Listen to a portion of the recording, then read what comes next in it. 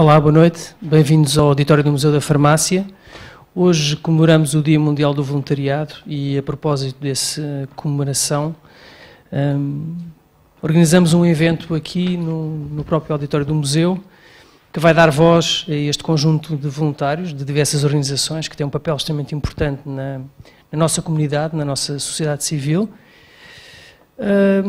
Vamos desfrutar de algumas histórias que estas pessoas nos vão contar, alguns testemunhos. E pronto, a única coisa que eu posso dizer é que vamos desfrutar. Esta é uma organização da área cultural da Associação Nacional das Farmácias, Museu da Farmácia e da plataforma Saúde em Diálogo, que muito agradeço a colaboração na organização deste evento. Vou passar a palavra à Marida Pinto Correia. Muito obrigada. Obrigada e boa tarde a todos. E isso era uma combinação, nós temos aqui um truque, para todos os que chegaram nos últimos 10 minutos têm que bater imensas palmas, mas eu cá estarei para vos exigir essas palmas. Quem bater menos palmas do que aquelas que eu, por prepotência, achar que são suficientes, vai ter que sair ou fechar os olhos.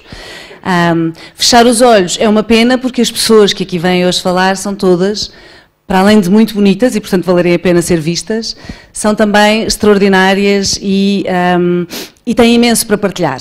E isso eu acredito que vai ser enriquecedor. Há pouco eu dizia aqui, sem outros visitantes, ainda só com os palestrantes, que o nosso público provavelmente seria um público batota. Batota por várias razões. Se estão aqui é porque já estão interessados, eventualmente serão voluntários ou gostarão do conceito de voluntariado ou quererão fazer voluntariado.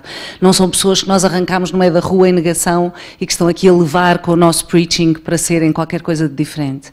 Muitas outras pessoas gostariam de cá estar e estão no trânsito. Temos também que ser complacentes com essa versão do público que vai chegando e, portanto, que não houve o primeiro ou que não fica até o último, mas eu acredito que esse foi o conceito pensado para este encontro. É um encontro orgânico de partilha, de não estamos em círculo a dar as mãos e a meditar, mas quase. Estamos a dar-nos força uns aos outros. Temos imensas datas hoje para comemorar, porque para além do Dia Mundial do Voluntariado, temos o aniversário da Declaração dos Direitos do Homem e temos ainda os 20 anos sobre a primeira lei de voluntariado em Portugal. E eu acredito que no meio desta celebração podemos pôr mais uma palavra que estaremos sempre a celebrar, que é o quase. Porque não podemos dizer de todo que o voluntariado, que tem 20 anos legais em Portugal e tem centenas de anos, tem mais de meio século de prática em Portugal, esteja perfeito, esteja a caminho de dias maravilhosos, esteja a funcionar muito bem. Cada uma das histórias que nós vamos ouvir funciona muito bem, de per se, nas suas organizações e como inspiração para quem cá vem hoje. Mas o voluntariado em geral, o conceito de voluntariado ainda tem imenso. Não podemos dizer que funciona mal em Portugal por causa do quase, e o quase é o que nos salva. É a nossa plataforma, também em diálogo, e com alguma saúde, o quase, que é, vamos a caminho de dias melhores, seguramente, porque há 20 anos, há 500 anos que se faz voluntariado mais ou menos religioso, mais ou menos caritativo em Portugal. Há 20 anos que há legislação. Nos últimos 5 anos tem havido uma forte dinamização da legislação, dos parâmetros legais, da segurança, da consciência do voluntariado. Sobretudo da interiorização de não estamos aqui para nos sentirmos bem, estamos aqui porque alguém precisa de nós. Não estamos aqui para que os outros vejam que bonzinhos que nós somos, estamos aqui porque alguém precisa de nós. Não estamos aqui para podermos dizer no nosso currículo e assim sermos mais bem aceitos na próxima tentativa de emprego, estamos aqui porque alguém precisa de nós. E só estamos aqui porque alguém precisa de nós, porque essa é a gênese do animal humano. Precisamos uns dos outros. Há animais que não precisam de mais nada a não ser da mãe para nascer. E às vezes nem sequer é mãe, alguns. Mas eu não vou meter-me por aí. Estou em território absolutamente perigoso e minado em termos científicos e eu não sei. Só sei falar sobre isso.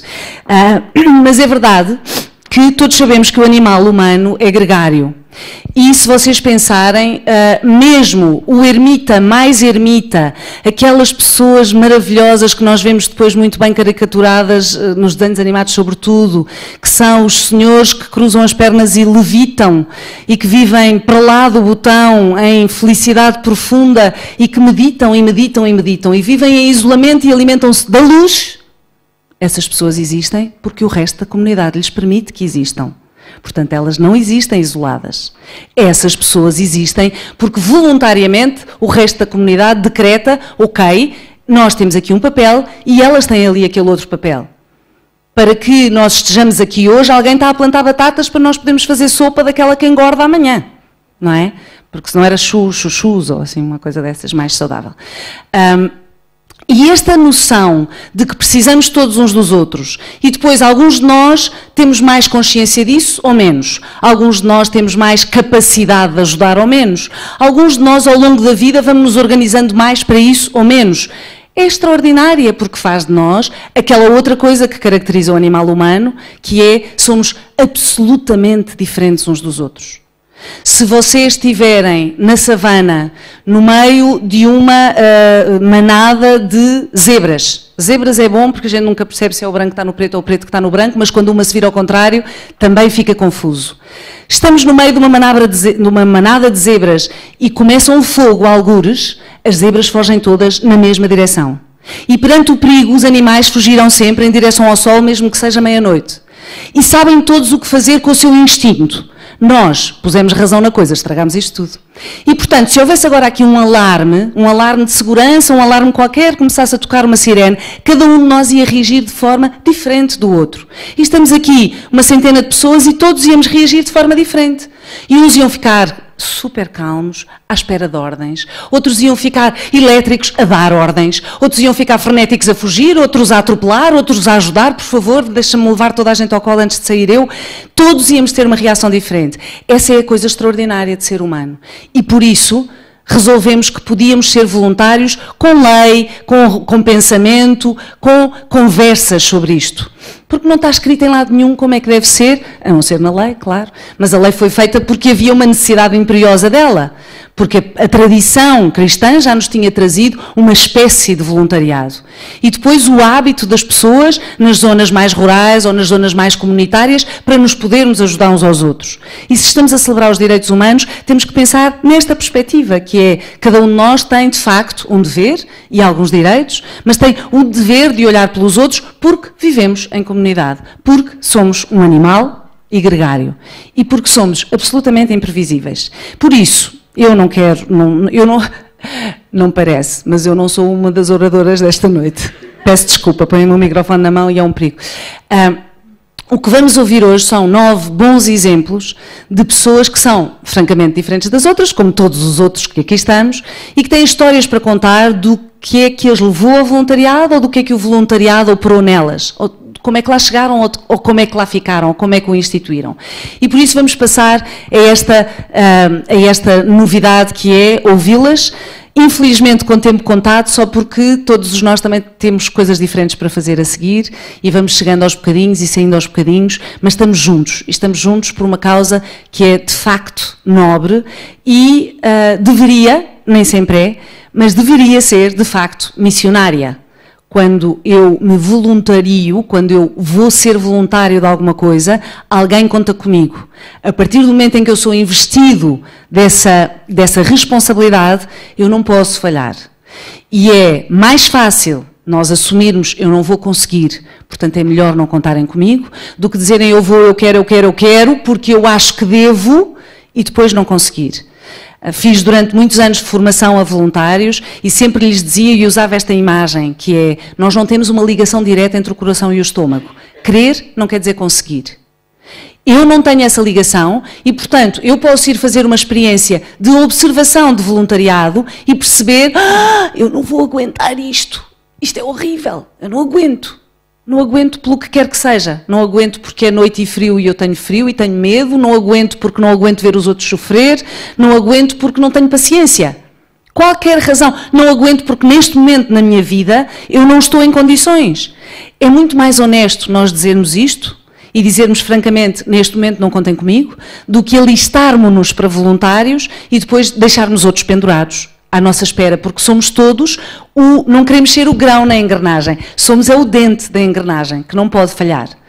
E o voluntariado tem muito essa história, a história das falhas, a história dos egos, a história do que eu quero parecer, em vez daquilo que eu verdadeiramente estou a construir ser. Estas pessoas que vão falar convosco hoje são. E por isso, sem demoras, vou-lhes passar a palavra, começando pela Fernanda Freitas, que embora todos vós provavelmente já conheçam, podem não conhecer enquanto Nuvem Vitória.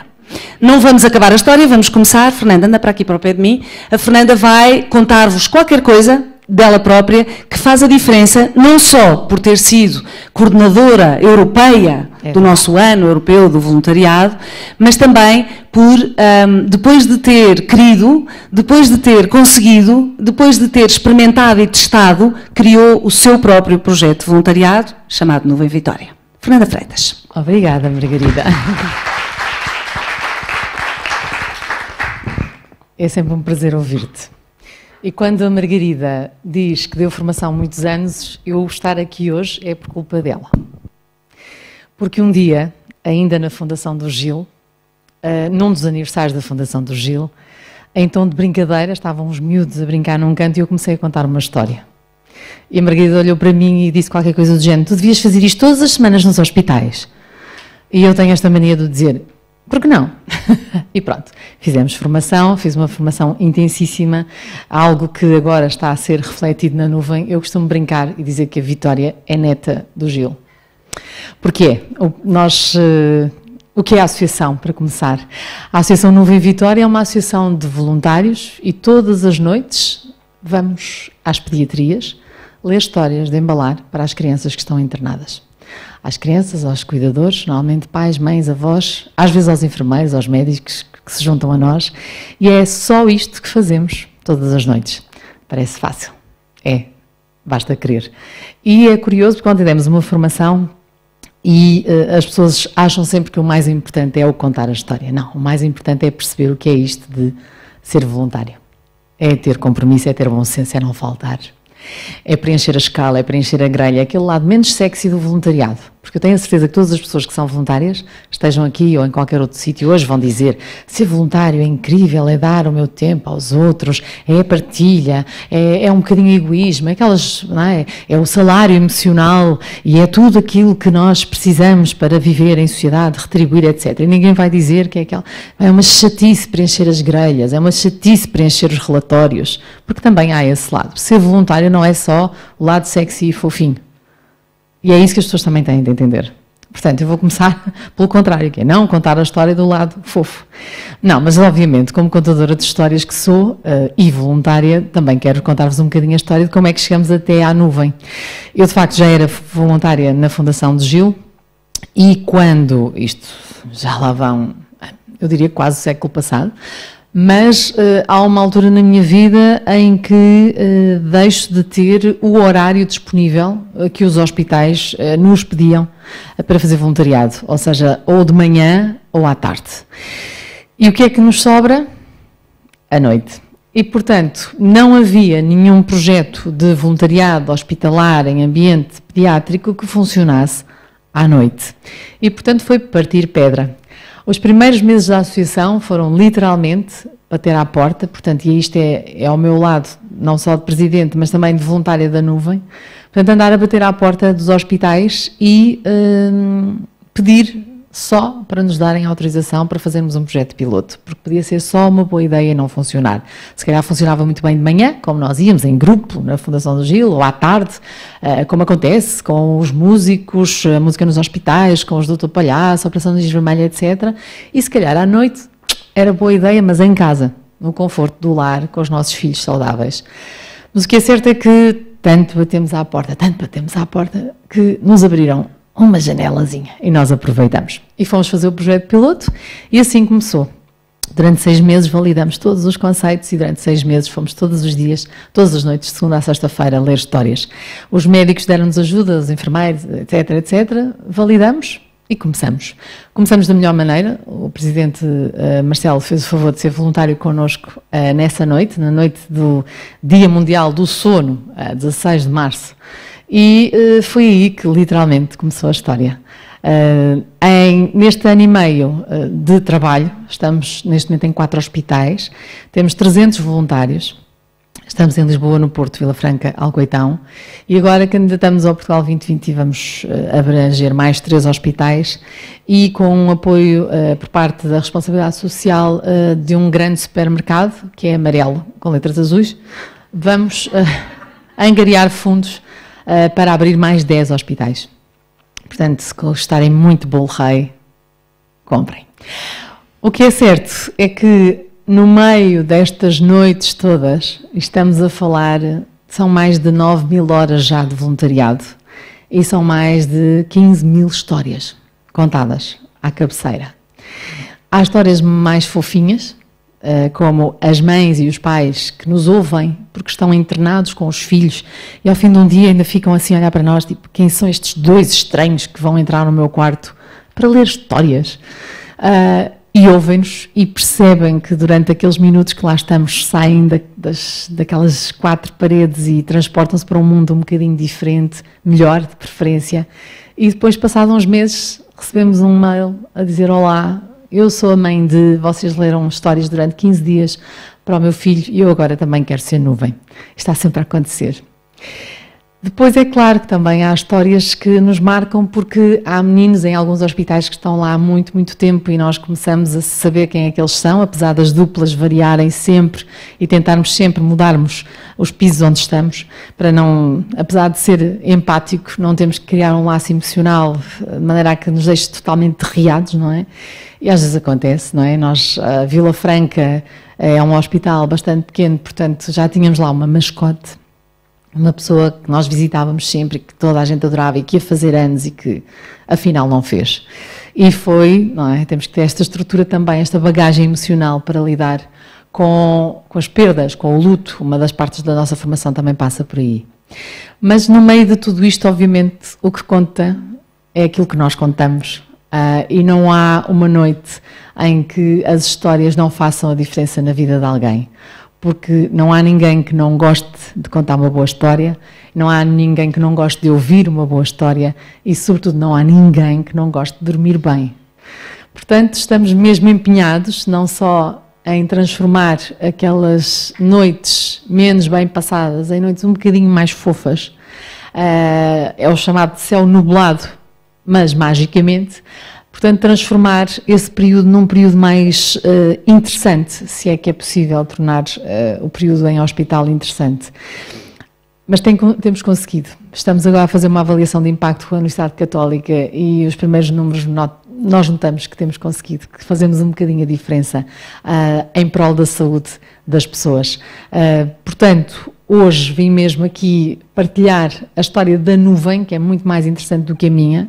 Eu sou apenas uma pessoa voluntária, mãe, empresária, já fui jornalista, já fui presidente do Ano Europeu de Voluntariado, já fiz uma série de outras coisas, mas estão na net, Google. Importante mesmo é o trabalho de cada um destes 300 voluntários, que de acordo com o nosso plano de ação megalómano, vão triplicar nos próximos 2 anos. É verdade, vai acontecer. Já me disse uma nuvem. E importante é trazer só esta nota, como disse a Margarida, não é preciso evangelizar. Se vocês estão aqui já sabem a importância que há neste dia de celebrarmos e chamarmos a atenção e apontarmos o dedo aos voluntários e contagiarmos todos uns aos outros, mas mais importante é sairmos daqui, desta sala, e ir falar àqueles que ainda não estão evangelizados e que acham que isto de voluntariado, no fundo, só rouba empregos às pessoas. Eu já ouvi isto numa cerimónia onde eu estava. Isto dos voluntários, eles só roubam um emprego às pessoas. E, portanto, eu gostava de saber que emprego, não é? Que nós, no nosso caso, ou em qualquer instituição que vá agora falar a seguir, esteja a roubar um emprego a alguém. Quem diz isto claramente nunca foi voluntário, não sabe o que é ser voluntário. São essas pessoas que nós precisamos desafiar para estes nossos fóruns, são essas pessoas que precisamos de dizer que ser voluntário é absolutamente fabuloso. É não termos preso mas termos valor. É ganharmos este salário emocional, porque às vezes nós, a primeira coisa que dizemos aos miúdos é contarmos a história da associação e dizemos nós somos voluntários, e depois eles percebem que um voluntário não ganha dinheiro e perguntam, vocês são muito ricos. E nós dizemos, somos ricos. Somos ricos noutras coisas que não um salário, aquele que recebemos no final do mês, mas temos um salário emocional muito, muito grande. E é isso que eu sei que todos os voluntários partilham, e por isso é que agradecendo desde já o convite que me foi feito para estar aqui hoje. Não, faltam 45 segundos. Usa este. Eu pensava que era daqueles automáticos 45, que desligava quando... É a minha mão. Olha, é a mão. Mas pronto, era mesmo só para concluir que eu usei um mantra durante o Ano Europeu do Voluntariado e hoje, dia 5 de dezembro, eu queria deixar esta frase que eu uso muitas vezes e que continua a ser aquilo que me move, porque quem quer fazer voluntariado arranja maneira, quem não quer arranja desculpas. E hoje, para terminar, nos últimos 10 segundos, toda a minha pessoa, todo o meu amor hoje vai para a Elsa Chambel, que me ensinou tudo o que eu sei acerca de voluntariado. Vitória, Vitória, acabou-se a história. Obrigada. Muito obrigada, Fernanda. Obrigada, Fernanda. Muito obrigada. A Fernanda Freitas, como vos disse, já a conheciam, mas traz-nos sempre mais um bocadinho de nuvem. E agora que subimos à nuvem do voluntariado, vamos ouvir uma voluntária da Make-A-Wish. A Make-A-Wish provavelmente já conhecem, uma instituição que realiza, que concretiza sonhos de crianças dos 3 aos 18 anos, mas que tem muitas histórias lá dentro. Tem muitas histórias lá metidas nestas crianças, nestes sonhos e nas pessoas que as levam a bom porto, às histórias, às crianças e aos sonhos. A Joana, que é a Joana Felino, vem-nos contar uma história dela própria e de como, apesar do sonho serem 3 filhas, tudo o resto se transformou pelo voluntariado. Joana, o palco é teu.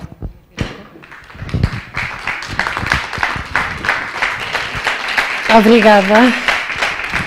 E eu vou pegar precisamente nas minhas filhas para começar a história. A Margarida há pouco perguntava-me o que é que poderia falar de mim e eu disse que hoje o que interessava para além do voluntariado é que eu sou mãe de 3 raparigas e que adoro. E que é, de facto, a coisa mais importante da minha vida. Quando eu fiz sempre voluntariado, estudei na Católica, como sabem é uma instituição que ajuda e que está ligada a várias instituições. Quando fui mãe, parei por algum tempo, porque também tinha menos tempo e porque o voluntariado onde estava ligada achei que se calhar não era o mais adequado e vivi muito inquieta durante ali os 2, 3 primeiros anos de vida das minhas filhas. Até que alguém me disse que o voluntariado começa em casa e esta é uma máxima que eu gostava de deixar hoje aqui porque de facto não vale a pena sairmos para a rua cheios de vontade a ajudar se não começarmos pelas nossas próprias casas, pelas nossas famílias, pelas pessoas que estão ao nosso lado. E quando fiz a formação da Make-A-Wish, foi uma formação puxada, onde nos falam de várias coisas, como a Fernanda falou há pouco. Lidar com crianças é duro, lidamos com luto, lidamos com situações felizes, com muitas histórias felizes, outras menos felizes, com famílias destroçadas, que não têm a capacidade das crianças para reagir e dar a volta. E, portanto, falam-nos de que temos que estar bem, psicologicamente temos que estar bem, e ficamos com aquele medo de que temos que estar sempre bem, nós não estamos sempre bem porque somos humanos e temos a nossa própria vida. E de facto bateu-me um medo enorme e na altura falei com a Mariana, que era a diretora-geral, e disse que fazia tudo menos sonhos de crianças que fossem da idade das minhas filhas, porque achava que isso me iria perturbar, que iria associar às minhas filhas e que se calhar não ia dar o melhor que tenho e portanto não iria ajudar ninguém. Até que aconteceu esta história que eu vou passar e vou passar aqui um breve filme que é um exemplo de desbloqueador do que aconteceu na minha vida.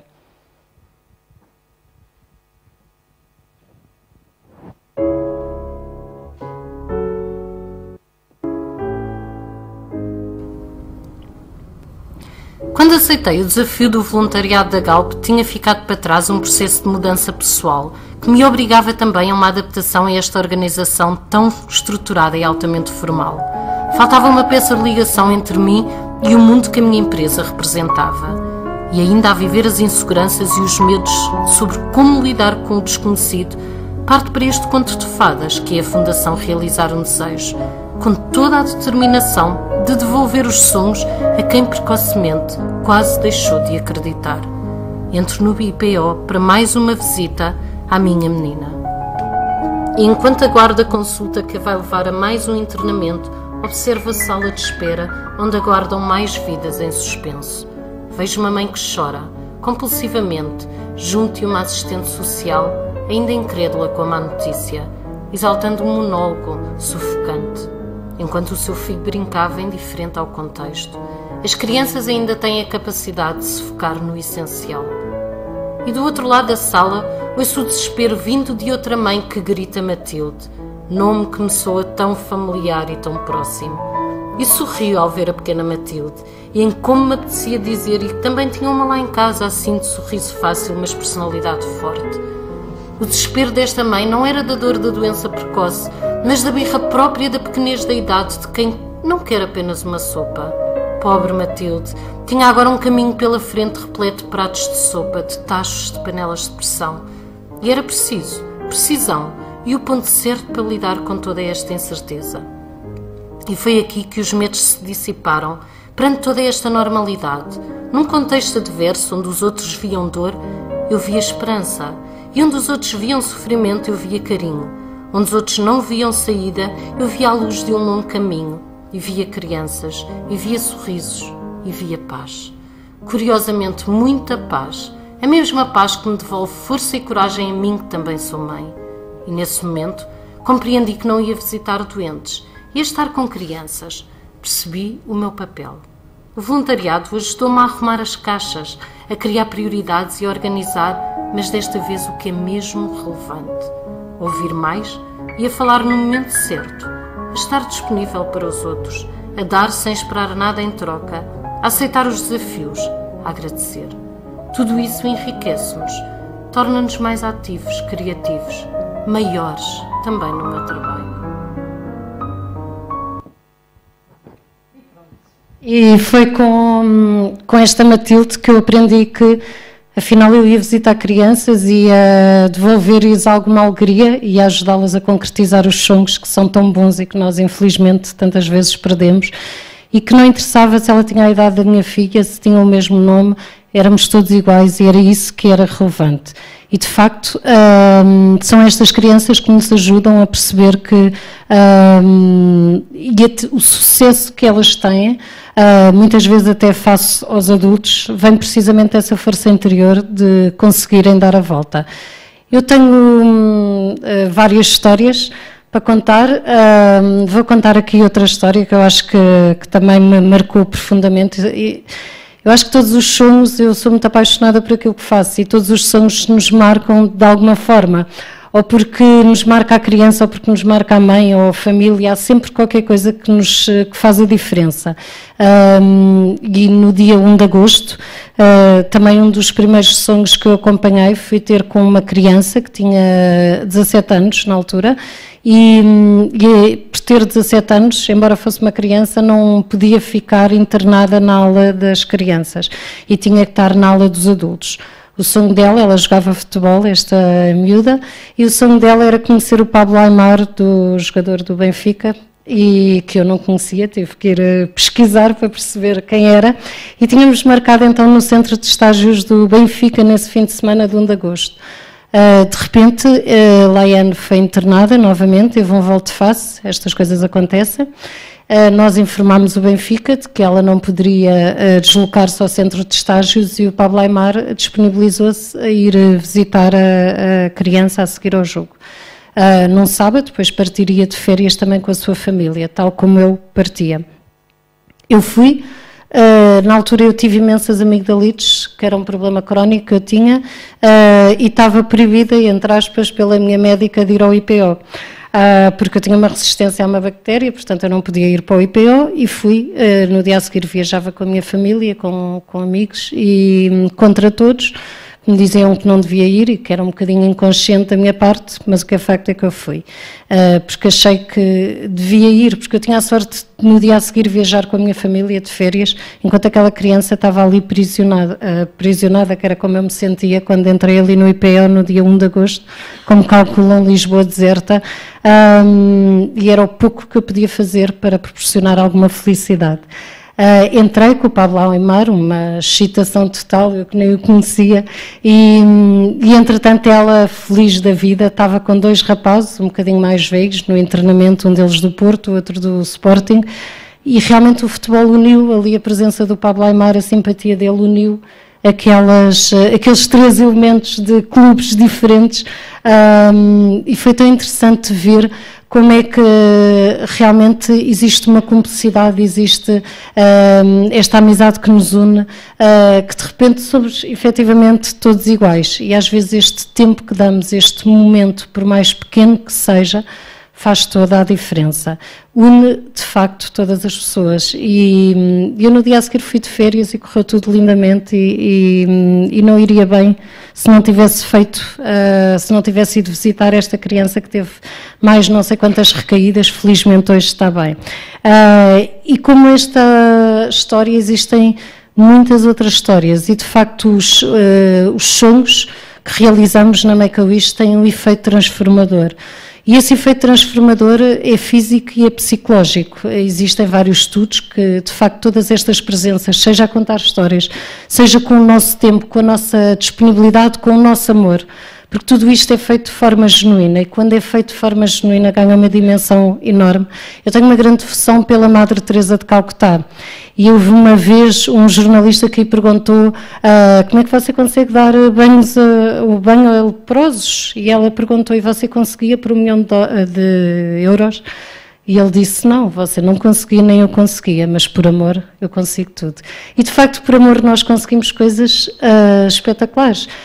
O amor ao próximo, o amor que nos une, que faz a diferença, e aquilo que recebemos é indiscutivelmente, quer dizer, não há palavras para demonstrar o grande que recebemos, porque é impressionante. Nós damos uma migalha no oceano, mas também essa gota vai fazer toda a diferença, porque o oceano sem a nossa gota seria um oceano muito mais pobre. E pronto, eu adorava continuar aqui a contar imensas histórias. Ainda tenho tempo, mas pronto. Mas são muitas histórias muito emocionantes e eu convidava a todos, os que ainda não são voluntários, a experimentarem, porque é a melhor forma de percebermos que realmente fazemos toda a diferença. O Natal é uma ótima altura que proporciona imenso a solidariedade e existem imensas ações que podemos fazer. Na Make-A-Wish, decorem as árvores de Natal com as estrelinhas do Natal e cada euro há de ser para contribuir para um sonho de uma criança. E já agora todos aqui presentes que não parem de sonhar, que é a melhor coisa da vida. Pelo sonho é que nós vamos, como dizia Sebastião da Gama. Obrigada, Maria. Muito obrigada, Joana. Portanto, já temos bolos rei para comprar no Lidl, eu posso dizer, e temos estrelinhas da Make-A-Wish para comprar. Já vamos aqui com 2 presentes de Natal avançados e vamos passar a outro susto nas nossas vidas. Não é só quando as crianças vão para a pediatria, não é só quando as crianças estão internadas, é quando na nossa família surge uma demência, surge um caso de Alzheimer. Não é necessariamente nos nossos pais, pode ser nos nossos avós, nos nossos tios, pode ser em nós próprios, pode ser ao nosso lado, já não é assim uma coisa dos outros, não é seguramente. E a Manuela Moraes lida com isto há muitos anos em Portugal, vou-lhe pedir para vir aqui juntar-se a nós, veio de Angola para a demência da metrópole, em que encontrou-nos naqueles loucos anos 70, pode ficar aqui já com o seu gelado, e do estudo das línguas, da tradução, começou a traduzir os outros e hoje em dia entende a linguagem da demência. Conte-nos a sua história, Manuela. Olá, boa noite. Eu gostava de facto de entender um pouco mais sobre a linguagem da demência. Quando me foi feito este desafio, que eu agradeço, do ser voluntário surgiu imediatamente, ser voluntário é bom, é muito bom. E depois eu pensei, mas eu não posso ir para ali dizer apenas isto, o que é que eu vou dizer, E então eu pensei, eu vou contar a minha história, eu estou há 30 anos na Associação de Alzheimer como voluntária. E vou contar a minha história porque foi através da minha história pessoal, da minha família, concretamente da minha mãe, que eu entrei na associação. A minha mãe, com 48 anos, isto é um cálculo porque nós não temos bem a certeza, começou com manifestações de comportamento estranhos, esteve 10 anos, cerca de 10 anos, sem diagnóstico, porque se dizia na altura que as pessoas só tinham demência a partir dos 65 anos de idade, o que de facto não é verdade, e portanto ela foi-lhe diagnosticada uma depressão profunda. Os tratamentos não resultaram, pelo contrário, agudizavam a situação e assim fomos andando nos anos e foi de facto difícil porque ela era realmente muito nova. Por outro lado, havia muitas razões para ela ter uma depressão profunda, porque eu sou de Angola, a minha família estava lá e a minha mãe foi sujeita a situações muitíssimo difíceis porque teve que fugir. O termo é mesmo este, que fugir com o meu pai e com o meu irmão em direção à África do Sul, ao sudoeste africano, e aí teve logo o primeiro embate, para além da viagem numa caravana que foi horrorosa, que foi tremenda. Quando chegaram à fronteira, o meu irmão pura e simplesmente disse-lhes que não os acompanhava, que voltava para trás, que voltava para Benguela. Claro que isto foi logo um grande golpe para a minha mãe coitadinha, que teve que enfrentar todos aqueles medos horrorosos de deixar o filho numa situação daquelas. Estiveram 8 meses na África do Sul, 8 meses em que nós praticamente não sabíamos uns dos outros, porque era impossível, nessa altura não havia internet, não havia telemóveis, de forma que era tudo muito mais difícil. E o meu irmão, claro que tive que voltar, teve mesmo que vir para Portugal, entretanto. Veio para Portugal, ele é agrónomo, engenheiro agrónomo, ofereceu-se para trabalhar gratuitamente, isto é só um parênteses, ofereceu-se para trabalhar gratuitamente no Instituto de Reforma Agrária e no Ministério da Agricultura, o que lhe foi imediatamente recusado, porque ele era retornado, portanto ele não tinha direitos nenhuns a ter trabalho. Em consequência disso, o meu irmão vai para o Brasil em 76 e nunca mais voltou a Portugal até hoje. Ele continua lá sem querer vir a Portugal. Entretanto, os meus pais também vieram da África do Sul, começaram as tais manifestações estranhas na minha mãe, os meus pais foram para o Brasil, juntar-se ao meu irmão, porque a vida cá estava difícil, como muitos poderão lembrar, e lá no Brasil a situação piorou muitíssimo, porque lembro-me que uma vez o meu irmão ficou completamente em pânico porque chegou ao fundo do pomar e a minha mãe estava a falar sozinha para o nada, a chorar convulsivamente, completamente perdida. E, portanto, aí decidiram que vinham para Portugal, porque cá seria melhor, mais fácil tratá-la. Neste percurso todo, tivemos muita sorte, se é que se pode falar de sorte numa situação destas, porque o nosso médico de clínica geral tinha feito o doutoramento sobre envelhecimento com o professor Carlos Garcia.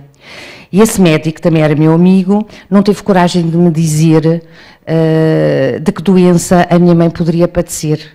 Não teve mesmo coragem, então encaminhou-me para o professor Carlos Garcia, que logo na primeira consulta, a minha mãe tinha 58 anos, na primeira consulta diagnosticou logo doença de Alzheimer.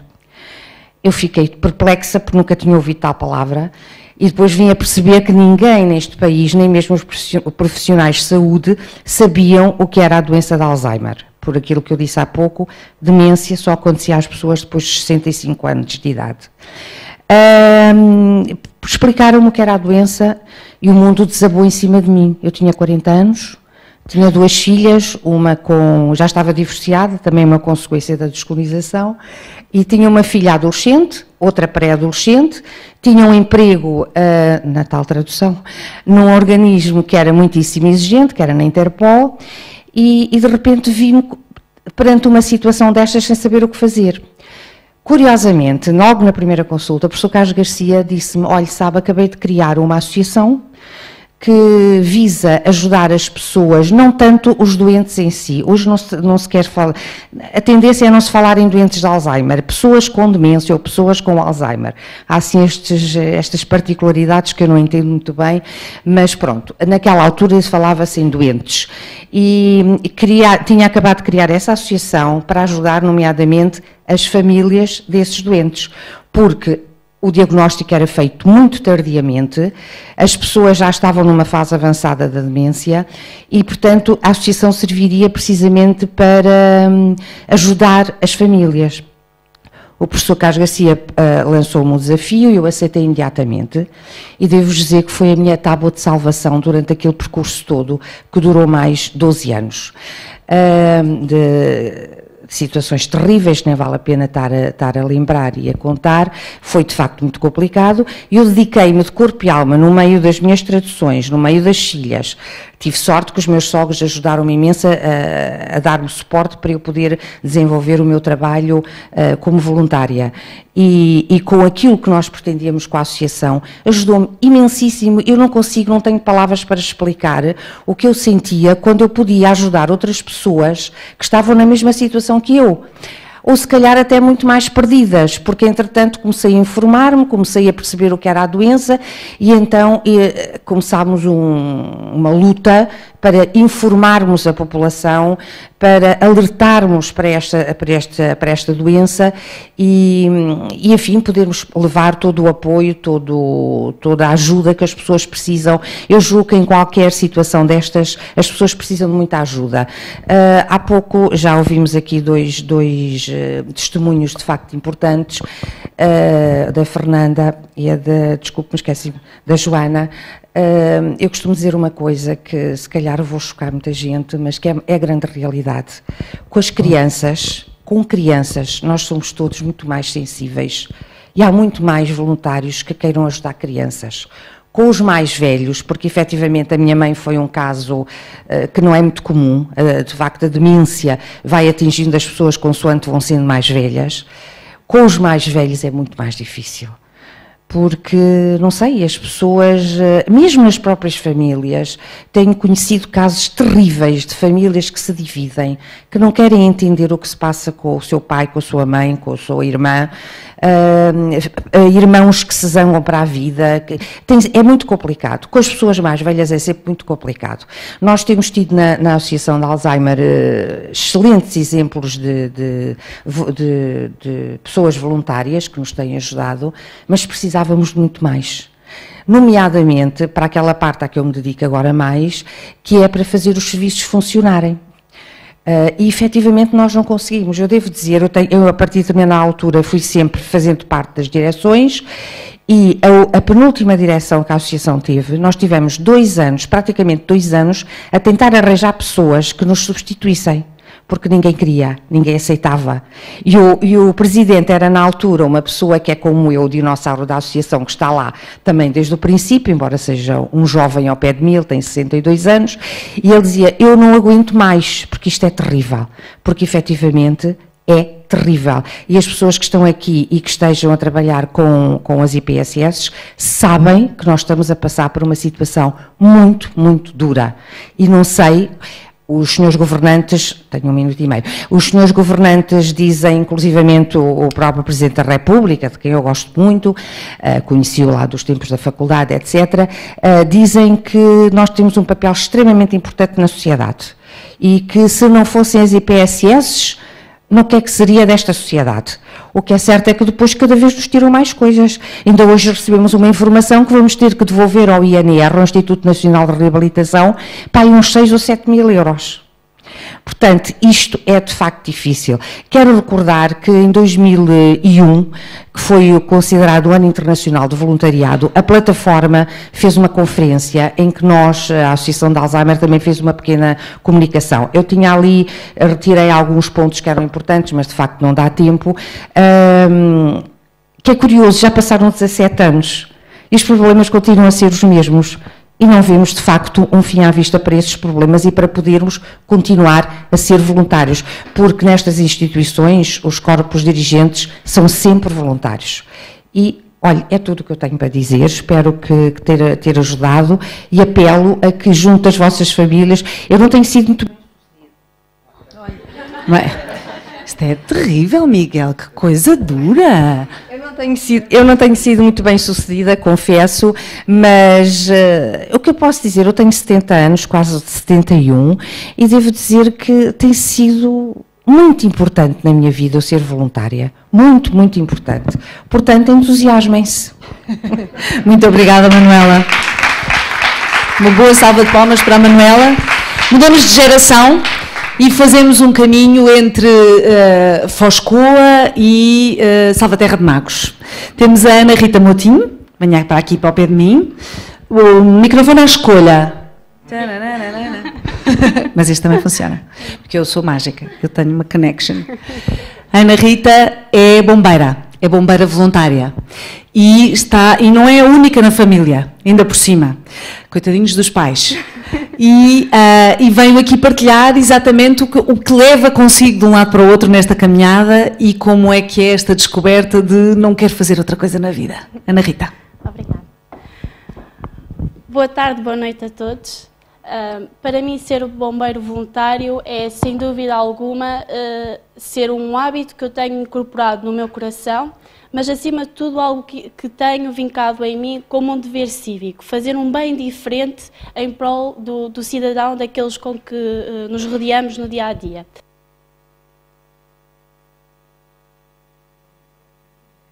Agora nem... Ficam os dois, caso não dê. Vou experimentando. E, portanto, partilho com vocês como é que eu cheguei aos bombeiros. O meu irmão era bombeiro voluntário. Não me perguntem de que maneira que o meu irmão foi parar aos bombeiros, porque eu também não sei. Foi algo daquelas conversas que entre irmãos acabou por nunca surgir. A verdade é que no Conselho costuma haver alguns torneios de basquetebol e nós, como sempre fomos muito adeptos de basquetebol, precisavam de uma rapariga nos bombeiros, porque havia poucas raparigas nos bombeiros e então faltava um elemento feminino para fazer parte dessa equipa. E quem é que surgiu a ideia? Da Ana Rita. E a Ana Rita disse, claro que sim, vamos jogar basquete, porque não? Claro que sim. E então, lá fui eu, tive que me inscrever nos bombeiros, para poder utilizar a farda do equipamento de jogar basquete, e então, sem saber, estava a incorporar este vínculo de ser bombeiro voluntário.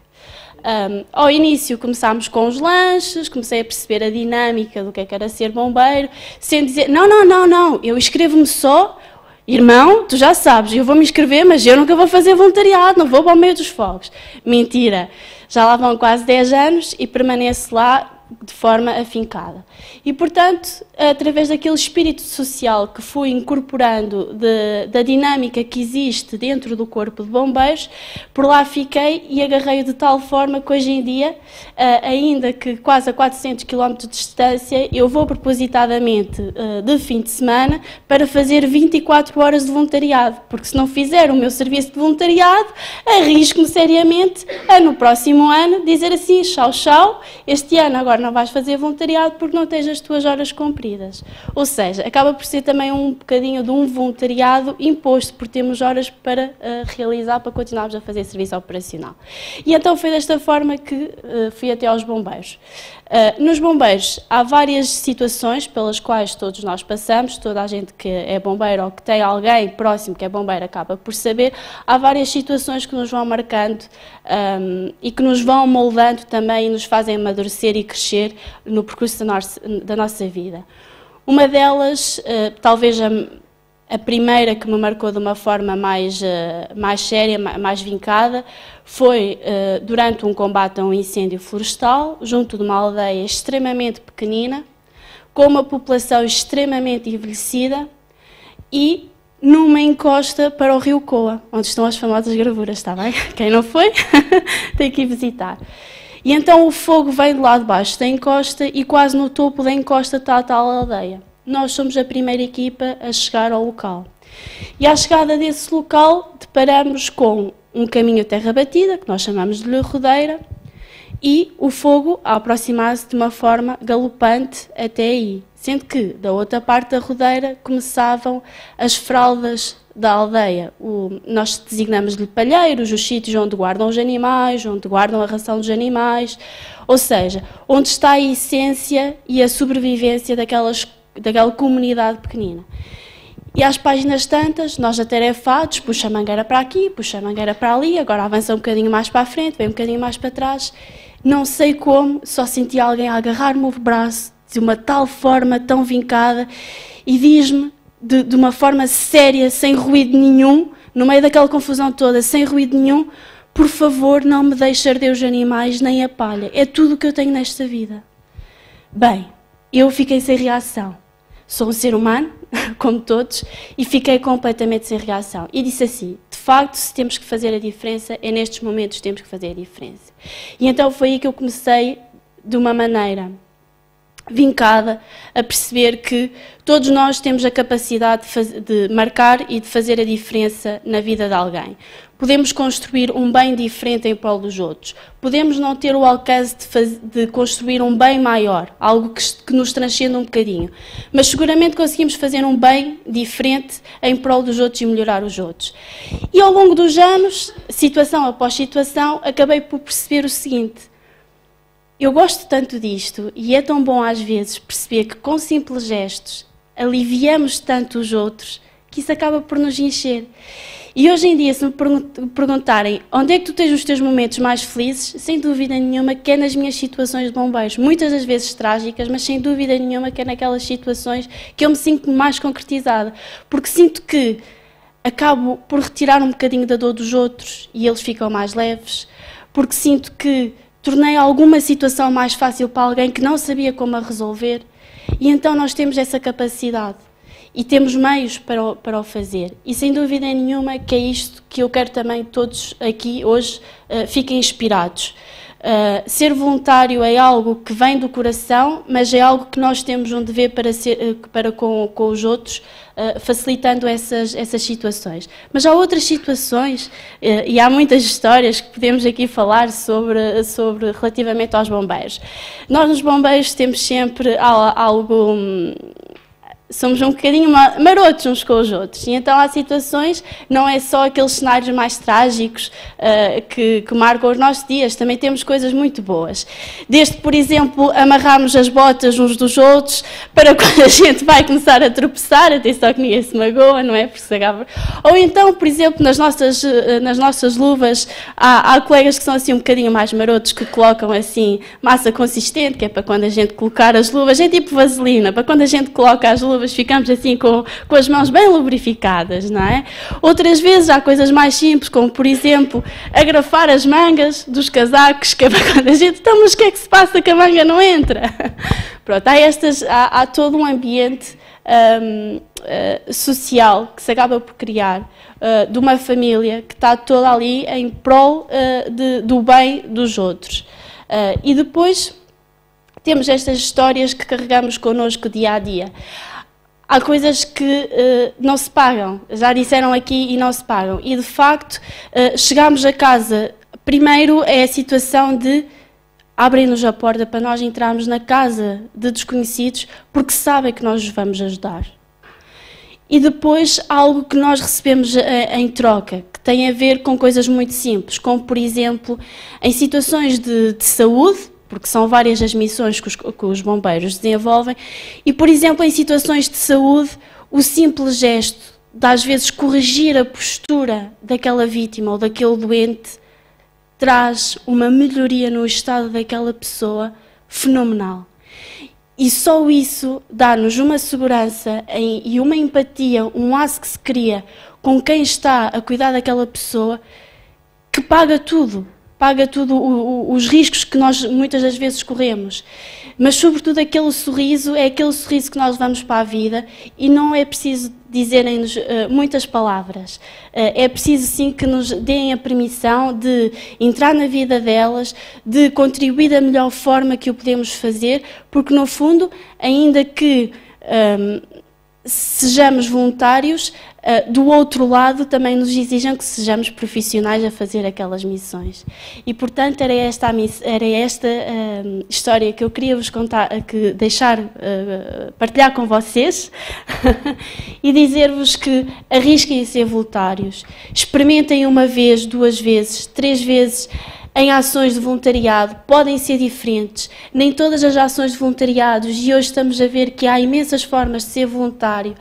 Portanto, há de haver alguma com que nós nos identifiquemos, há de haver alguma que há de fazer parte de nós e, portanto, nós podemos contribuir com esse bem diferente em prol de todos aqueles que nos rodeiam, porque, sem dúvida nenhuma, nós vivemos através de reciprocidade.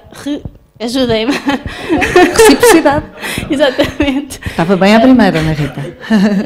E, portanto, era desta forma que eu apelava, uma vez mais, a todos a experimentarem ser voluntários e a encher o coração de coisas boas, que é aquilo que os outros também nos podem dar. Muito obrigada, Ana Rita. Maravilhoso. Portanto, já temos bom rei, estrelas e o coração cheio de coisas boas. Estamos, de facto, aqui com um grande saco de Natal, todo pronto. E agora a seguir temos o Sr. Engenheiro, de Alcobaça para o Mundo. Temos uma postura militar ou escuta, escuta ou militar, entre ser escuteiro, ser militar, ser engenheiro. Este senhor, que aqui está com este ar descontraído, aplicou toda a sua engenharia mental e toda a sua formalidade, eventualmente, de formação, pelo mundo fora. E acabou por criar um projeto em Portugal que organiza as frentes de voluntariado, que dá uma sistematização, não sei se militar, se engenheira, seguramente dos escutas também, aos projetos de voluntariado. Marginal, vamos lá saber disso. Olá, boa tarde. Boa tarde a todos. Muito obrigado à plataforma Saúde em Diálogo que permitiu estarmos aqui hoje a partilhar convosco isto de ser voluntário. Pode parecer que eu tenho a parte mais fácil porque eu vou falar sobre voluntariado em eventos culturais, sociais, não é aquele voluntariado que já falaram até agora e que com certeza vão falar à frente. Estou um bocadinho nervoso, é que está aqui o presidente da associação do Projeto Marginal, que é aqui o Miguel Lopes. Portanto, eu sou voluntário na Marginal Voluntariado, ele é que é o presidente. E quando estamos em frente ao presidente, mesmo os militares às vezes ficam assim um bocadinho mais nervosos. Mas dizia eu que o que eu vou falar é da Marginal Voluntariado. Antes disso, e porque tenho aqui muitos minutos à minha frente, vou partilhar convosco só uma pequena história, porque isto também é a história que estamos aqui a contar e a partilhar. Eu fui voluntário no IPO, na Liga Portuguesa contra o Cancro, e quando cheguei lá disse, olha, gostava de ser voluntário, e perguntaram-me, então, que tal pediatria? E eu, isso existe, pediatria aqui, no IPO, isto já foi há uns anos, foi no século passado, e disseram, sim, existe e tal, que tal experimentar? Infelizmente, o meu pai e a minha mãe morreram os dois com cancro, portanto, o tal estágio, infelizmente, estava feito, e eu acedi e fui para a pediatria, para o voluntariado em pediatria. Claro que houve imensas histórias, todas aquelas que já foram aqui partilhadas, outras mais haveria para contar, mas eu tenho um problema que sou um bocadinho, às vezes, rebelde. E então havia a Joana. A Joana é uma miúda fantástica, e a Joana, o grande desejo da Joana, foi um bocadinho tipo Make-A-Wish, a Joana, o grande desejo da Joana, eu já vou falar do voluntariado da Marginal, Miguel, já lá vou. A Joana, o grande desejo da Joana, isto em linguagem formal, que era governar uma embarcação. Conduzir um barco a motor. Eu tinha a sorte de ter um irmão que tinha um barco, que tinha motor, que estava em São Martinho do Porto, lá ao pé de Alcobaça. A Joana estava aqui em Lisboa, em tratamento, não podia apanhar muito sol e não sei o que, aquelas coisas todas. Bem, eu comecei aqui a machicar. Fui falar com os pais da Joana e propus-lhe levar a Joana até ao barco e ela experimentar. Claro que os pais da Joana, pá, eles tratam todos por Quinzé, sou Joaquim José, Quinzé, pá, isso é um bocado maluco e tal, pá, mas vamos falar com o médico, vamos falar com o diretor clínico, que era o Dr. Sousinha, fomos dizer, pá, Dr. Sousinha, temos aqui uma coisa, temos de falar consigo, queremos levar aqui a Joana, pá, ela tem que experimentar, fazer uma coisa e tal. Pá, o Dr. Sousinha disse que sim, claro que sim, tem determinados cuidados e façam isso. Então, combinado com os pais da Joana, com o Dr. Sousinha, a Joana não sabia de nada, cheguei ao quarto da Joana, Joana, bora aí, vamos dar uma volta. Uma volta? Bora. Mas ninguém pode saber, vamos embora depressa e tal. E fugimos ali do hospital, descemos para o carro, pau, 100 km até São Bernardo do Porto. E a Joana disse, então, mas o que é que vai acontecer? Calma, Joana, está tudo bem e tal. E a Joana, 100% de confiança em mim, foi comigo e tal. Chegamos a São Martinho do Porto, já tinha tudo preparado. Vamos para dentro do barco e vamos... Ok, Joana, está aqui. Olha, isto é muito fácil. Para a frente, para trás, é a das ao volante. O mar é a tua estrada. Pá, a Joana nesse dia cresceu, mais que os oceanos todos juntos. É fantástico. Sentir isto, fazer isto pelas pessoas, por quem nós gostamos, é ótimo. A Joana hoje é uma mulher crescida, mãe de 2 crianças, é médica. É um espetáculo, a Joana. Esta era a Joana, era a história que eu vos queria contar. Agora, sim, Marginal Voluntariado. O que é isto do Marginal Voluntariado?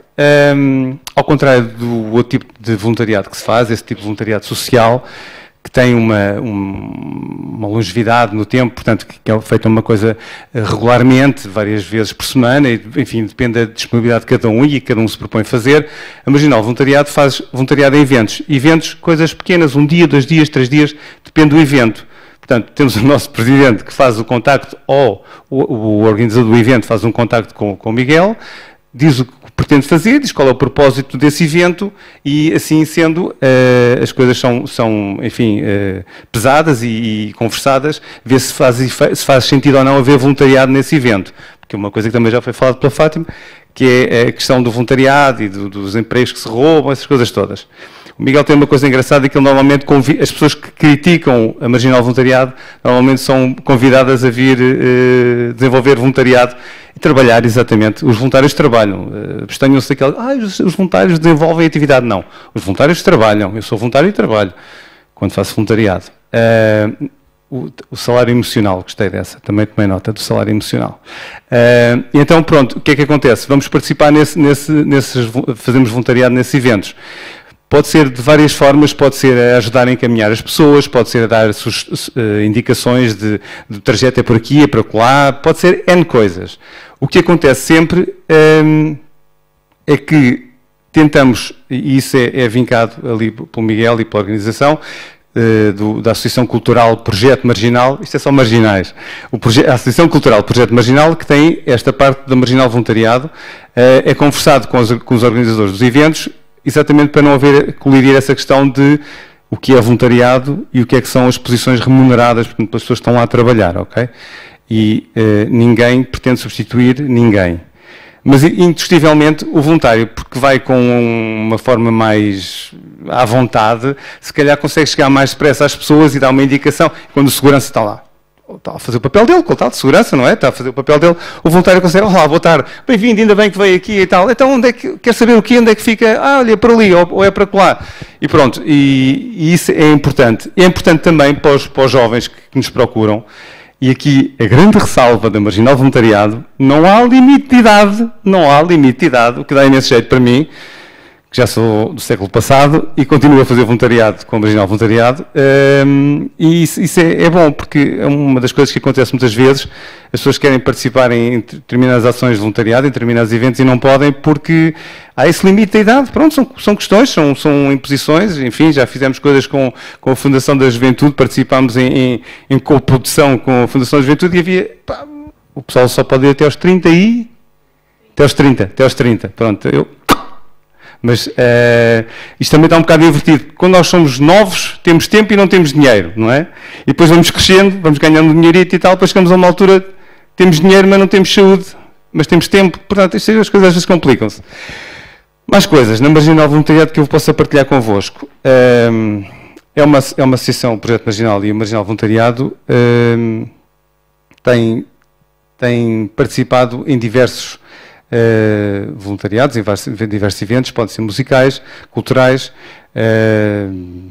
Miguel, podes-me ajudar também, podes dizer os outros, sociais. Participamos de várias formas em Parada das Mascotes, estou-me aqui a lembrar, Parada das Mascotes, da Fundação do Gil.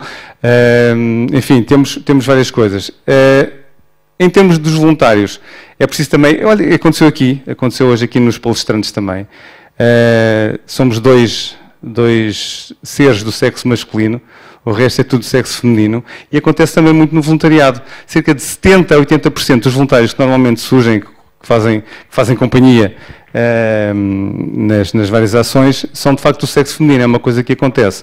As idades não, aparecem pessoas de todas as idades, que é fantástico, e de experiências. E de experiências também, imaginem, por exemplo, alguém que vai fazer voluntariado num evento musical, e de repente há uma coisa que as bandas fazem, como é que se chama? Soundcheck, não é? Miguel, corrija-me se eu estiver errado. Fazem um soundcheck. Fazem normalmente quando quê? Quando as portas estão fechadas, quando ainda o público não tem acesso ao espaço. E o que sucede ali é que muitas vezes os voluntários chegaram mais cedo, estão-se a preparar para ir fazer as coisas que têm a fazer e de repente tem ali a banda, ali mesmo à frente, a tocar só para eles. Privilégio ali estar a assistir a um concerto exclusivo só para eles. Portanto, tem coisas bastante interessantes. Também tem acontecido coisas, em termos dos voluntários, deles serem mais novos, há aquela ideia que as pessoas, é voluntário, não assume o compromisso. Graças a Deus, cada vez mais isso menos acontece, porque as pessoas assumem cada vez mais o compromisso. Sim senhor, sou voluntário, tenho um horário, eu vou cumprir o meu horário. Tenho uma tarefa a fazer, seja ela qual for, eu vou cumprir, eu vou lá estar. Porque na realidade há pessoas que vão depender de mim. E se eu faltar, se o outro faltar porque está a chover, porque hoje até nem apetece, vai sobrar para os outros que vão. e cada vez mais esse sentido, esse valor está a ficar entranhado nas pessoas. Isso é importante. E ao termos uma população normalmente mais jovem, às vezes eu sou dos mais velhos que lá estou, nem sempre o mais velho, mas às vezes dos mais velhos, esta troca de experiências, entre este intercâmbio que há entre idades, é fantástico. Depois, como a Margarida disse, e quase a terminar, também sou escoteiro, é verdade, e nós temos várias máximas, temos aquela coisa temos uma que é dar um pontapé no impossível, portanto fica só o possível, o damos um pontapé, e também acreditamos muito numa coisa, e isto de ser militar e de ser voluntário e de ser escoteiro, estas coisas todas estão todas intricadas, e vou terminar com o seguinte: eu sou membro de uma família numerosa, somos 2 irmãos, numerosa, e isto do voluntariado começou muito cedo, porque o meu irmão, uma vez estávamos a comer umas bolachas, eu era pequenito e ele estava a chorar, ele já tinha comido as bolachas, ele era gorducho, ainda é um bocado gorducho, ele já tinha comido as bolachas dele, e entretanto estava a chorar e não sei o quê, e eu naturalmente peguei nas minhas e dei-lhe, e ele calou-se, e eu percebi mais tarde que afinal eu não estava a fazer voluntariado com o meu irmão, estava a fazer voluntariado era com os meus pais, porque eles tiveram ali um momento de calma e de sossego enquanto o meu irmão se calou. Muito obrigado a todos.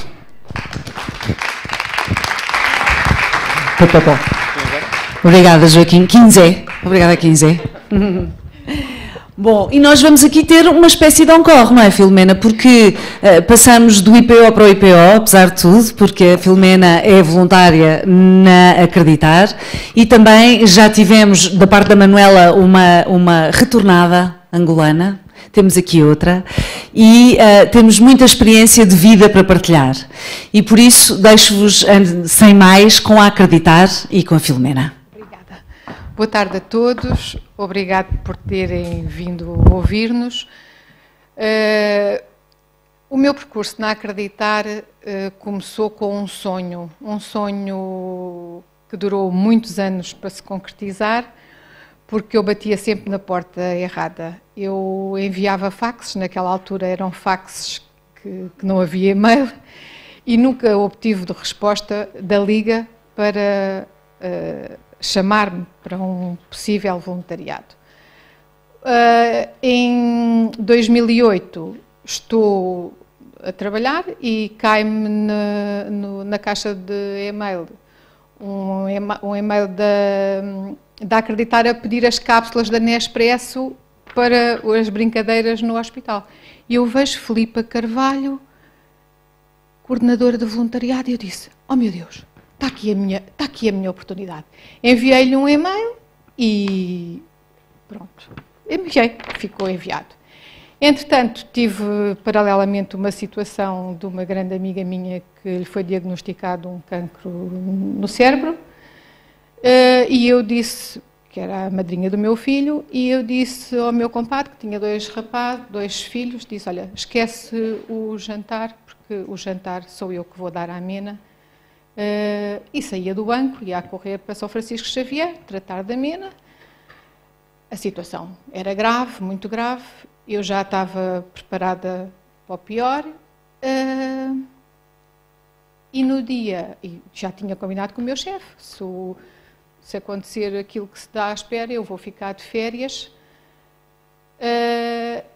E no dia 28 de julho, eu estou sentada ao computador, o meu compadre telefona-me a dizer o que é que se tinha passado, eu levanto-me, e quando chego ao meu computador, tinha um e-mail da Acreditar a chamar-me. Eu achei isto extraordinário, porque não há coincidências.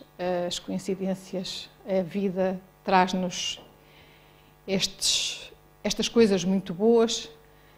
E quando subi, antes de ir para o 7º andar do IPO, tive que manifestar os meus medos à psicóloga. E eu disse: tenho um medo horrível, tenho medo. Como é que eu vou encarar um pai? Eu sou mãe, se um pai chega ao pé de mim e me diz, começa a conversar, o que é que eu vou fazer? O que é que eu vou fazer? A vida é perfeita. No primeiro turno, foi logo, toma lá. Um pai todo o turno a contar uma história, e eu disse: ok. Quando desci a escada, eu percebi que a vida realmente é maravilhosa, porque a tarefa só me chegou quando eu tinha capacidade para aguentar. Portanto, se no tempo lá atrás que eu queria ter sido voluntária, a vida me tivesse dado, eu não tinha capacidade, nem de longe nem de perto, para aguentar aquele barco. O nosso trabalho, portanto, é feito em grupo, nós trabalhamos em grupo no hospital e somos realmente grupos que nos amparamos, porque uns têm mais fragilidades com as crianças, outros com os bebés, outros com os adolescentes. Portanto, e a nossa tarefa é precisamente coordenar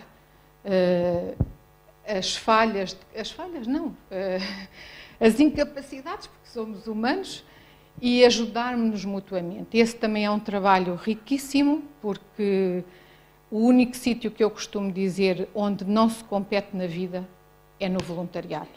Nós estamos aqui 9 que falámos ou vamos falar, possivelmente estarão aqui muito mais, e todos nós temos a importância na vida de cada pessoa que servimos sem competição. Não podemos competir, não podemos querer ser melhores que o outro. Somos todos iguais, somos todos diferentes. Eu podia contar-vos muitas histórias. Eu tenho um diário que tem um sonho, porque também sou uma sonhadora, de um dia ter um livro. E vou-vos ler uma história de um turno, de 2 turnos. Um de uma avó, que foi a avó mais maravilhosa que cruzou a minha vida, depois da minha, e de 2 crianças a brincar. Então Confidências da Avó Carinho. Parecia ser um sábado de turno como todos os outros, mas aquele foi diferente. Uma avó, um exemplo de avó, um amor tão grande e tão profundo que me conquistou à primeira. 6 anos de hospital, até ao dia 18 de outubro de 2014, nunca ninguém me tinha dito na hora da despedida: obrigada pelo carinho. Cássio, não agradece o carinho à Mena? Não é preciso, avó Isabel, pelo amor de Deus, é tudo do coração e as coisas do coração não se agradecem. Uma fé, um amor, como nestes 6 anos, poucas vezes testemunhei. Ganhei uma amiga, uma pessoa que me toca as mãos e o coração de uma forma diferente. Porquê? Não sei, mas que toca, toca. Num dos últimos turnos, conversa da avó com a Mena.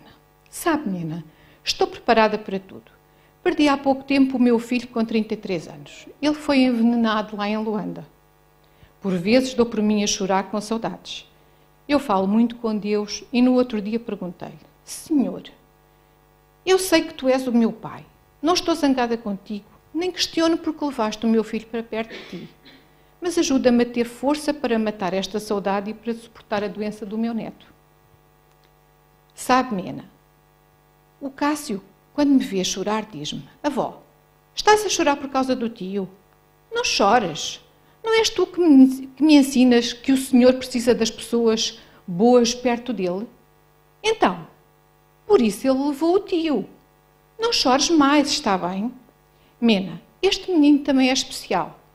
Agora, por que isto? Esta doença veio para quê? Também irei ficar sem ele? Que poderia eu dizer? Olhos rasos d'água? Um enorme aperto no peito? Não por tudo isto, mas pela aprendizagem que me chega através do poder de resignação e de fé da avó Isabel. Cada turno com esta avó é uma lição de força que recebo. No último, também o João, o novo voluntário das Estrelinhas, foi brindado. O Cássio chamou. Mena, chama o João! Pedia-me ele entre soluços e gritos de dor. Prontamente, com um ar dócil e de entrega total, o João foi para perto do Cássio. Pareciam 2 velhos amigos. Tal era a sua publicidade. Quando me fui despedir, vi um quadro simplesmente maravilhoso, digno de registro. De joelhos no chão, de mãos dadas com o Cássio, que já quase dormia, o João satisfazia assim a chamada de amparo, proteção e carinho que o Cássio lhe fizera. Obrigada, João, por este momento. Somos imensamente felizes por termos a oportunidade de aprender com estas pessoas que, através da sua vivência, tanto nos fortalecem. Agora vamos brincar. Chega de sentimento. são as brincadeiras do hospital. Mais um sábado grande, daqueles que não dá vontade de sair do hospital. Foi dia de exame de enfermagem. Meninas, têm aqui os instrumentos e vão ter de fazer o exame de enfermagem. Primeiro és tu, Filomena, disse a nossa princesa no alto dos seus 7 anos. Os bebés Tomás e Isabel estavam prontos para serem submetidos às nossas experiências. Muito bem, senhora professora. E à medida que ia dizendo, lá ia eu atuando. Primeiro peguei na compressa, limpei a pele, coloquei o catéter e fiz os tratamentos. Muito bem, enfermeira Filomena. Passou no seu exame. Agora são vocês, disse a nossa professora, a Inês e a Ana. Todas passámos no exame. De repente, a nossa professora vira-se e diz: agora toma lá este bisturi. Vai operar o bebé Tomás a um tumor na barriga. Senhora professora, mas eu sou enfermeira e as enfermeiras não operam tumores. Muito bem observado. Foi linda esta expressão e fartámos-nos de rir com a nossa princesa. Então agora vais fazer de médica. Fiquei contente. No espaço de segundos fui promovida de enfermeira a médica. Senhora professora, para operar o bebé Tomás, precisa de uma seringa para anestesiá-lo, senão ele sofre muito. Filomena, tu percebes mesmo disto? Nova gargalhada, pois o seu ar de professora comentadora era genial. E de bisturi vermelho na mão, abri a barriga do bebé Tomás, extraí-lhe o tumor, cozi a sua barriguita e fiquei apta para as cirurgias seguintes. Segundo a minha professora, eu percebi imenso da matéria. As minhas colegas médicas também passaram no exame. De brincadeira em brincadeira, de quarto em quarto, vivemos mais um sábado inesquecível das nossas vidas. Isto são as nossas vivências no hospital. Entre famílias e brincadeiras com as crianças, vamos desenvolvendo o nosso trabalho. Um trabalho de amor, um trabalho de entrega total.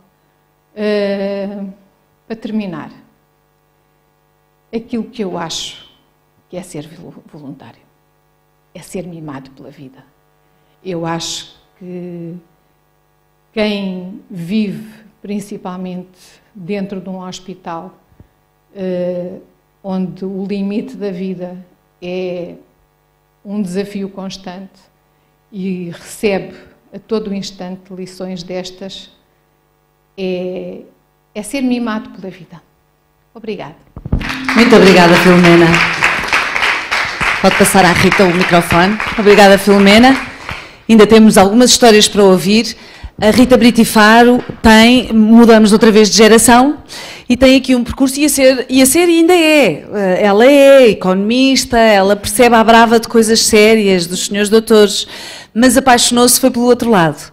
E eu podia dizer que tinha aqui um beganzinho pela Rita, mas não é um beganzinho, faz parte do meu ADN também, porque a Rita não só já esteve em Lesbos a colaborar com a PAR, com a Plataforma de Apoio aos Refugiados, de que fazem parte muitas instituições e que é um exemplo incrível em Portugal de como várias instituições deram as mãos em Portugal por um bem maior e mais urgente e foram 10 as primeiras que criaram uma comissão executiva e chamaram mais de 300 instituições pelo país todo para acolher quem verdadeiramente precisava de continuar com a sua vida. Mas a Rita, para além de Lesbos, voltou com mais histórias que ela vos contará e colabora hoje em dia com o SPIC, um negócio social extraordinário, ponta de lança dos negócios sociais em Portugal, que verdadeiramente enquadra e acompanha pessoas de todas as origens para terem sustentabilidade e continuarem com a sua vida. Rita, o palco é seu.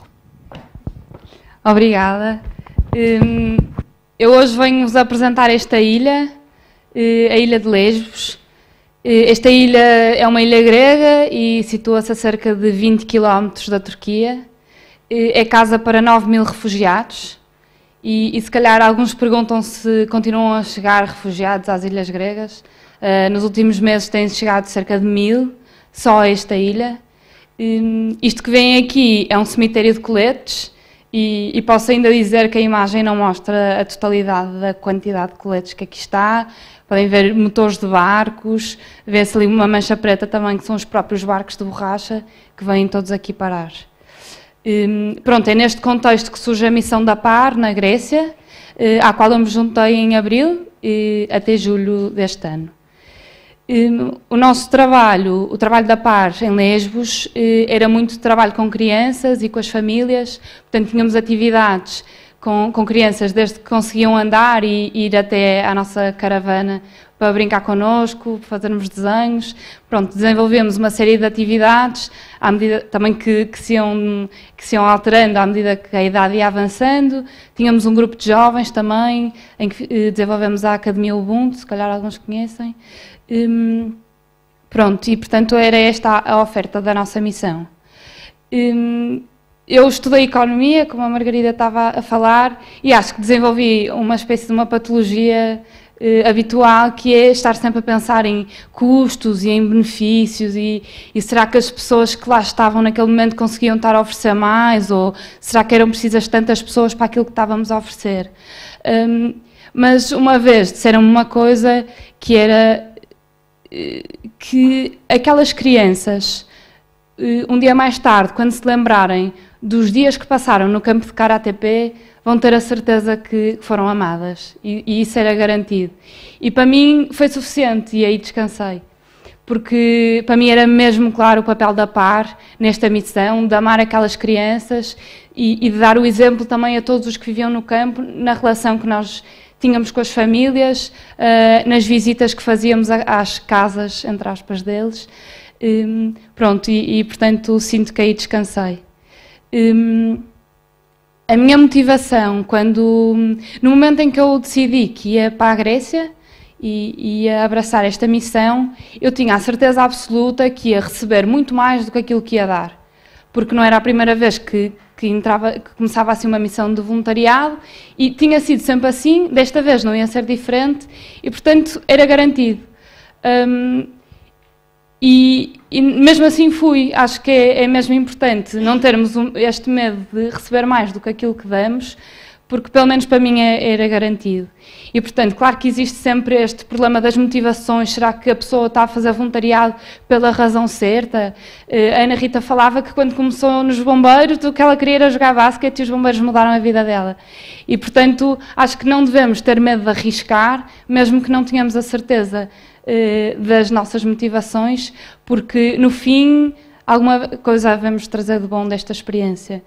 Claro que é super importante também o nosso sentido de compromisso e conhecermos bem a nossa estrutura emocional, porque muitas vezes entramos em mundos que não conhecemos e desenvolvemos relações que são muito diferentes daquelas do nosso mundo, e portanto este sentido de compromisso, de abraçar uma missão e de ter a certeza que estamos à altura, essa aí não pode ser mesmo comprometida.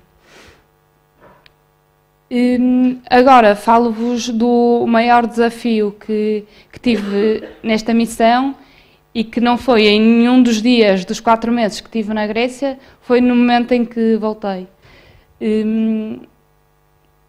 Eu acho que foi cerca de 2 semanas antes de entrar no avião que comecei a desenvolver uma estratégia de gelar as emoções e de fingir que não vinha embora.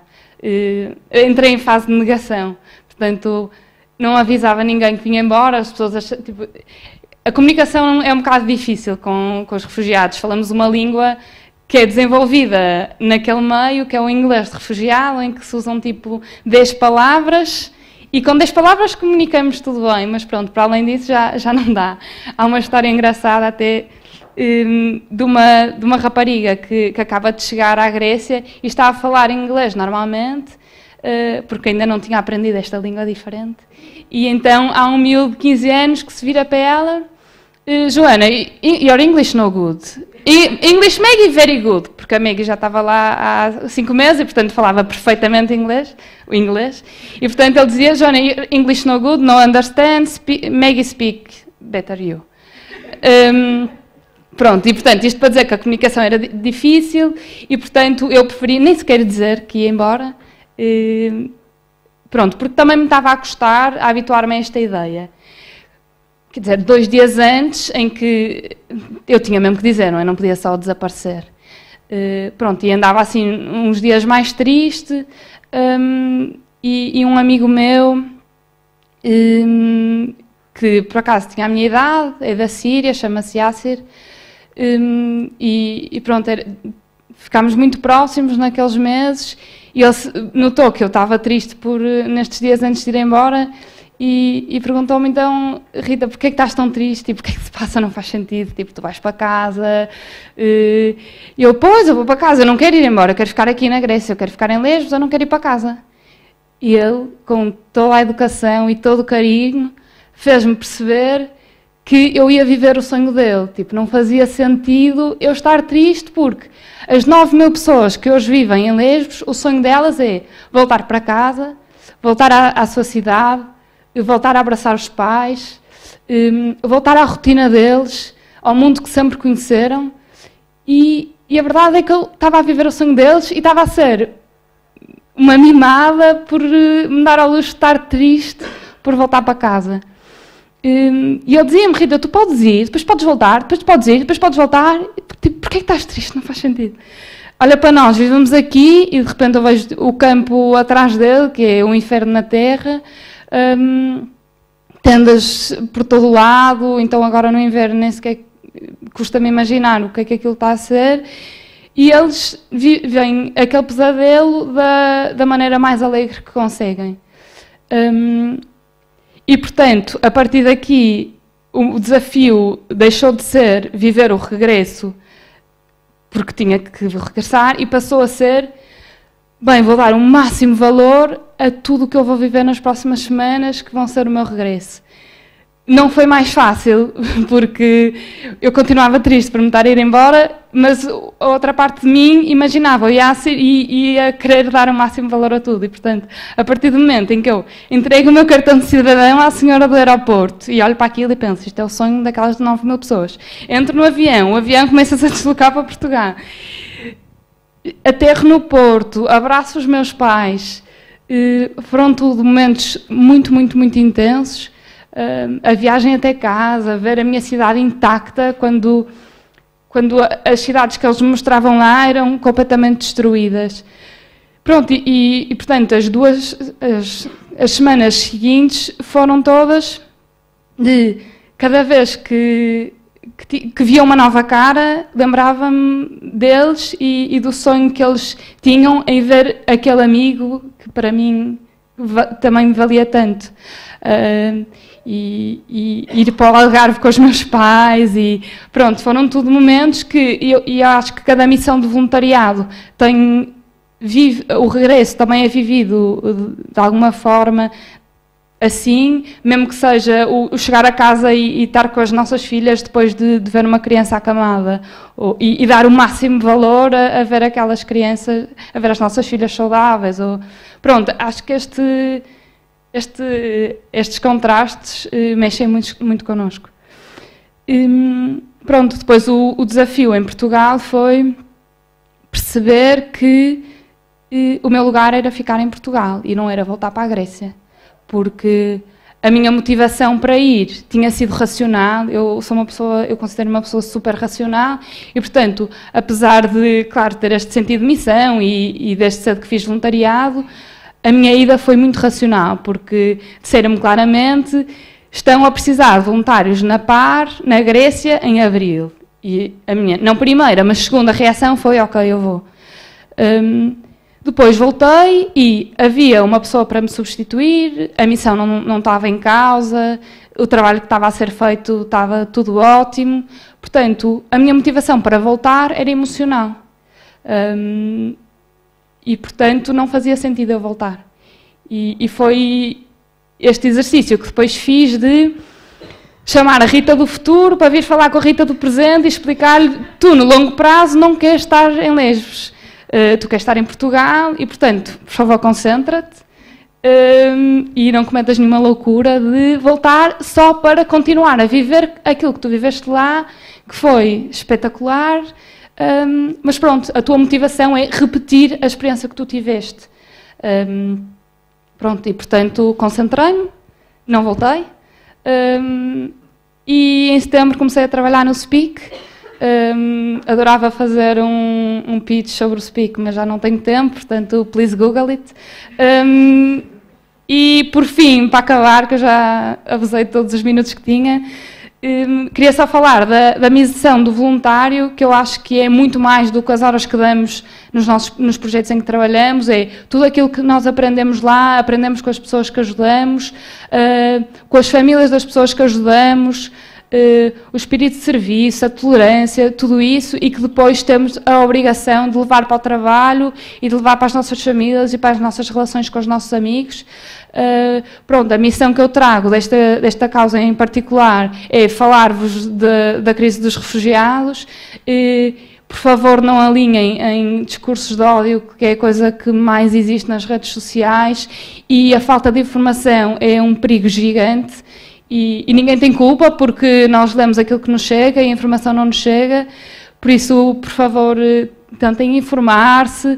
Acho que é o mínimo que nós podemos fazer, porque cada um tem a sua missão, e são muito poucas as pessoas cuja missão é partir para a Grécia durante 4 meses. Mas ir à internet e pesquisar crise de refugiados, Lesbos, Mória, isso todos podemos fazer, e abrirmos os nossos corações a receber estas pessoas, conhecer as histórias deles, e não nos esquecermos, por favor, do humanismo.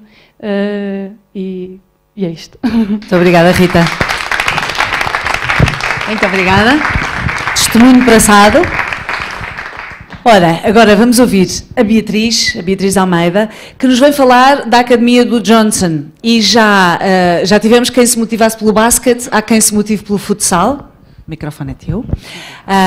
O Johnson, alguns de vocês conhecerão a história. O Johnson viveu na Cova da Moura todos os problemas da juventude da Cova da Moura. De tal maneira foram problemáticos os seus dias que acabou por ser preso. E nos seus tempos de reclusão teve a força e não foi uma epifania assim um dia que lhe aconteceu, foi uma construção. E a construção dele deu-lhe força para criar um projeto para os outros. E nesse projeto, através do futsal, tem mobilizado jovens não só da Cova da Moura, mas de imensos outros bairros, e a Beatriz tem esta sorte incrível de ser contagiada pela força dele e por aquilo que ele propõe para a nossa sociedade. Beatriz. Obrigada. Eu sou a Beatriz, estudei Direito e quando estava no 3º ano da licenciatura, portanto em 2016, pensei, eu detesto isto, não é isto que eu quero fazer mesmo, as pessoas são antipáticas, são cinzentas, são egoístas, e como o voluntariado começa em casa, eu sempre quis envolver-me numa ação que significasse alguma coisa para mim. E então, há um dia em que eu estou na faculdade, e já tinha pensado nisto há muito tempo, e mando uma mensagem aos meus pais, a dizer hoje gostava de lanchar com os dois. Os meus pais estavam separados há quase 10 anos, acho que acharam que se passava qualquer coisa de muito errada comigo, mas lá fomos lanchar nesse dia e eu disse-lhes, eu vou parar o curso e vou fazer um ano de voluntariado. Foi complicado, foi muito difícil absorver, mas lá consegui convencê-los e a minha mãe impôs-me uma condição, que foi, muito bem, mas ficas cá. É preciso muita ajuda em Portugal e podes fazer isso sim, mas ficas cá. E o meu pai disse-me, muito bem, tens uma semana para perceber o que é que queres fazer, onde é que queres estar, porque não vai ser um semestre de cafés, porque isso não faz sentido e para isso continuas na faculdade. Lá consegui convencê-los e comecei a ligar a amigos, a explicar, olhem, vou parar o curso, etc, etc, etc. Uma das pessoas a quem liguei foi a minha amiga Cláudia, que está ali, porque eu não sabia para onde é que queria ir, eu não sabia o que é que queria fazer, eu sabia que me queria entregar a uma causa que ajudasse e que ajudasse muito alguém aqui em Portugal. E a Cláudia falou-me da Academia do Johnson e eu consegui o contacto do Johnson e liguei ao Johnson no próprio dia e disse, eu tenho 80% do meu tempo livre e gostava de saber se precisam de mim. Ele disse-me, ok, então aparece cá amanhã. E eu cheguei lá, eu não conhecia muito bem a história do Johnson, depois consegui, mesmo no próprio dia, eu cheguei lá pelas 6 e fiquei na instituição, na academia, até às 10 e tal, a conversar com ele e a perceber, só para contar um bocadinho, quem não conhece o Johnson cresceu na Cova da Moura, teve uma adolescência muito problemática, foi preso, teve 10 anos preso, tinha um problema grave de toxicodependência. Ele diz que enquanto esteve preso durante os 10 anos, todos os dias consumiu. E ele acordou no dia em que a mãe morreu. A mãe era uma presença importantíssima na vida dele. E quando a mãe morreu, ele percebeu que tinha que endireitar a vida percebeu que ele já tinha acabado os 10 anos de reclusão, percebeu que tinha que endireitar a vida e percebeu que tinha que fazer por ajudar miúdos que, como ele, crescessem em famílias que de alguma forma são relativamente estruturadas, em ambientes que não são favoráveis e que é muito fácil para um miúdo que cresce nestes ambientes. Quem diz a Cova da Moura diz os bairros ali à volta que nós ajudamos, bairro do Zambojal, bairro 6 de Maio, bairro da Boa Vista, e é muito fácil para um miúdo que cresce nesses bairros. Há uma hora específica que é complicadíssima, que é quando saem da escola, portanto 4 e tal, 5, até que vão para casa e os pais estão em casa, porque muitas vezes os pais têm 2 e 3 trabalhos para sustentar as famílias que normalmente são numerosas, ou os pais não têm trabalhos e têm uma vida absolutamente estruturada, mas nesse caso também não estão em casa, e este período entre as 5 e tal, 6 e as 9 da noite é um período problemático, porque é o período em que os miúdos se juntam a fazer asneiras na rua. E, portanto, o que é que o Johnson pensou? Eu vou criar um sítio onde eles possam estar neste período e onde possam estar a fazer qualquer coisa de produtivo, porque o abandono escolar e o insucesso escolar é um problema enorme e gravíssimo naquele contexto. Portanto, criou a Academia do Johnson, pôs-se a aprender, fez um curso de treinador de futsal e percebeu que se ele associasse os estudos ao desporto e se conseguisse criar uma boa rede de apoio para os miúdos que a instituição apoia, as coisas funcionavam bem. E então começou com o apoio ao estudo e nós temos uma atividade de apoio ao estudo às segundas, terças e quartas, entre as 6 e as 8, lá está a hora problemática em que os miúdos estão connosco, e depois do apoio ao estudo começou a dar futsal, e começou com o futsal e entretanto agora temos uma série de atividades, temos vôlei, temos basquete, temos muitas atividades.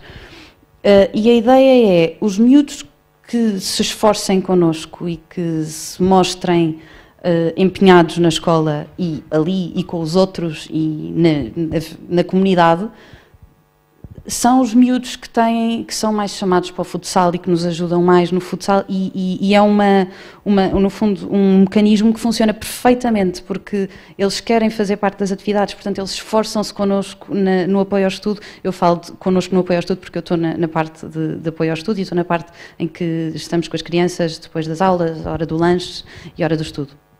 E eu tenho que acelerar. E de facto é muito bom ver que há miúdos que pelo futsal e pelo apoio que têm não descarrilam e não hão de descarrilar, o que é espetacular. Eu tenho inúmeras histórias que podia contar. Eu estava ali sentada e estava a tentar selecionar algumas, sem sucesso absolutamente nenhum, mas pronto, conto 2.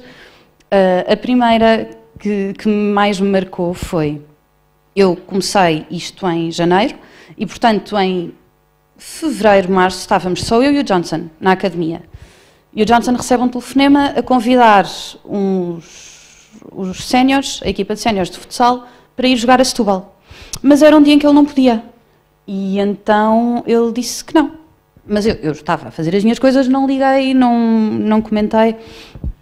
E o Johnson comenta com os miúdos nesse dia que chegam, esses séniores que chegam à tarde nesse dia, olhem, vocês foram convidados, mas eu não consigo ir, portanto não dá. E eu automaticamente disse, não, mas eu vou. E arrependi-me no segundo, fiquei cheia de medo, porque eles eram da minha idade, maiores que eu, conheciam-me há 2 meses, aquilo ia de certeza correr mal. Não, mas eu vou. E ele, vais? Eu, sim, vou, tudo bem, não há problema. Pronto, então, no sábado seguinte, fomos para Setúbal, correu lindamente, foi espetacular. Havia um miúdo que tinha eu chamo-lhe miúdo, ele tem a minha idade, mas pronto, o Elvis, que tinha problemas de raiva, tinha tido um episódio umas 2 semanas antes na escola em que se descontrolou e nós tivemos que lá ir e tivemos que o apoiar, tivemos que o ajudar. Ele não conseguia, ele não tinha qualquer tipo de controle sobre as suas emoções e sobre os seus gestos, e eu lembro-me que foi horrível. Ele batia no chão, batia nas árvores, dava pontapés às coisas, e eu estava com o Johnson, fomos lá, e eu tive que o tentar acalmar, no momento em que o Johnson teve que sair para falar com a diretora de turma e com a assistente social da escola. E eu tive que o tentar acalmar e consegui mais ou menos. Depois o Johnson voltou, mas ele ficou estas 2 semanas, desde que isto acontece, até Setúbal, sem me falar, sem reconhecer que eu existia. Não sei se era vergonha, presumo que fosse vergonha, mas ele ficou estas 2 semanas sem reconhecer que eu existia. E eu a tentar puxar por ele, chamá-lo, vê lá o que é que precisas que eu te ajude nos trabalhos de casa, já lanchaste, vem aqui ter comigo para ajudar com os miúdos mais novos. Ele não reconhecia a minha existência. No final da noite de Setúbal, eu chego ao pé da Cova da Moura, porque eles saíam todos na Cova da Moura, e eu ia ficar na Cova da Moura. Liguei à minha mãe, olá, estou à porta da Cova da Moura, preciso de boleia para casa. E ele disse-me, eu fico contigo. Eu, mas ficas comigo? Sim, eu fico contigo. Ok, boa. E ficámos, eu depois disse à minha mãe, se calhar mais um bocadinho, se faz favor, eu preciso mais 1 horinha, e ficámos mais ou menos 1 hora a conversar, e desde aí que o Elvis é espetacular comigo, é super presente, e tenho 2 minutos para contar mais uma história sobre o Abdul e a Lamarana. O Abdul e a Lamarana são 2 irmãos gêmeos de 9 anos. O Abdul tem uma atrofia no hipotálamo, portanto não tem controle sobre a motricidade fina, não escreve. Falar é muito difícil, articular. Nós que o conhecemos percebemos o que ele diz, mas quem não o conheça não percebe, tem muitas dificuldades. E eram 2 crianças que têm uma história muito dura. Eles vieram da Guiné, viviam nas instalações antigas de uma fábrica, até que foram descobertos, foram sinalizados pela Comissão de Proteção de Crianças e Jovens e foram postos no bairro do Zambojal a viver, que é onde a academia está sediada. E chega ao verão, e eu e o Johnson estávamos a pensar, os miúdos agora estão de férias, o que é que nós fazemos com eles? Vamos para a praia com os miúdos. E chamamos os pais e dizemos, olhem, os miúdos agora esta semana vão para a praia connosco, íamos os 2 com eles, são 60 mais ou menos, mas de alguma forma, porque é muito engraçado ver que os mais velhos nos ajudam muito a tomar conta dos mais novos. Os mais velhos sentem-se mesmo responsáveis pelos mais novos. E nós convocamos os pais, e os pais do Abdul e da Lamarana dizem, mas eles nunca foram à praia, eles nunca viram, eu não tenho sequer forma de lhes comprar um fato de banho de hoje para amanhã, não há como. E o Johnson olha para mim, eu olhei para o Johnson e eu disse, tudo bem, eu hoje vou comprar fatos de banho para o Abdul e para a Lamarana. Chegámos no dia seguinte à praia e eles estavam radiantes, eu acho que foi dos momentos em que eu mais me emocionei.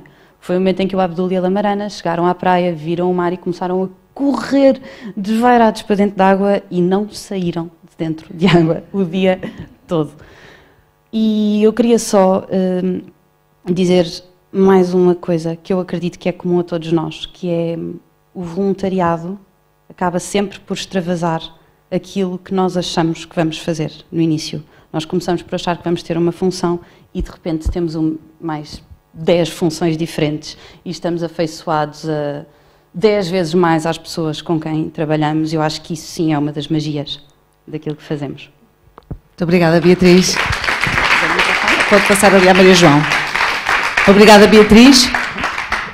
Ficamos a conhecer mais uma história, ou muitas histórias de Beatriz, e vamos passar à nossa última partilha do dia. O Abler Hunter, que aqui temos. Tal e qual, ligeiramente mais magro, mais pequeno e sem chapéu. E também sem bicicleta. Sem bicicleta, ficou lá fora. Mas com imensa experiência. Pois, exatamente. A Maria João vai-nos falar da ReFood, claro, por isso estamos com toda esta conversa. O Abler não pode vir, mas estamos muito bem entregues, porque a Maria João é também a vida da ReFood. Queremos ouvir a sua história. Obrigada, Margarida.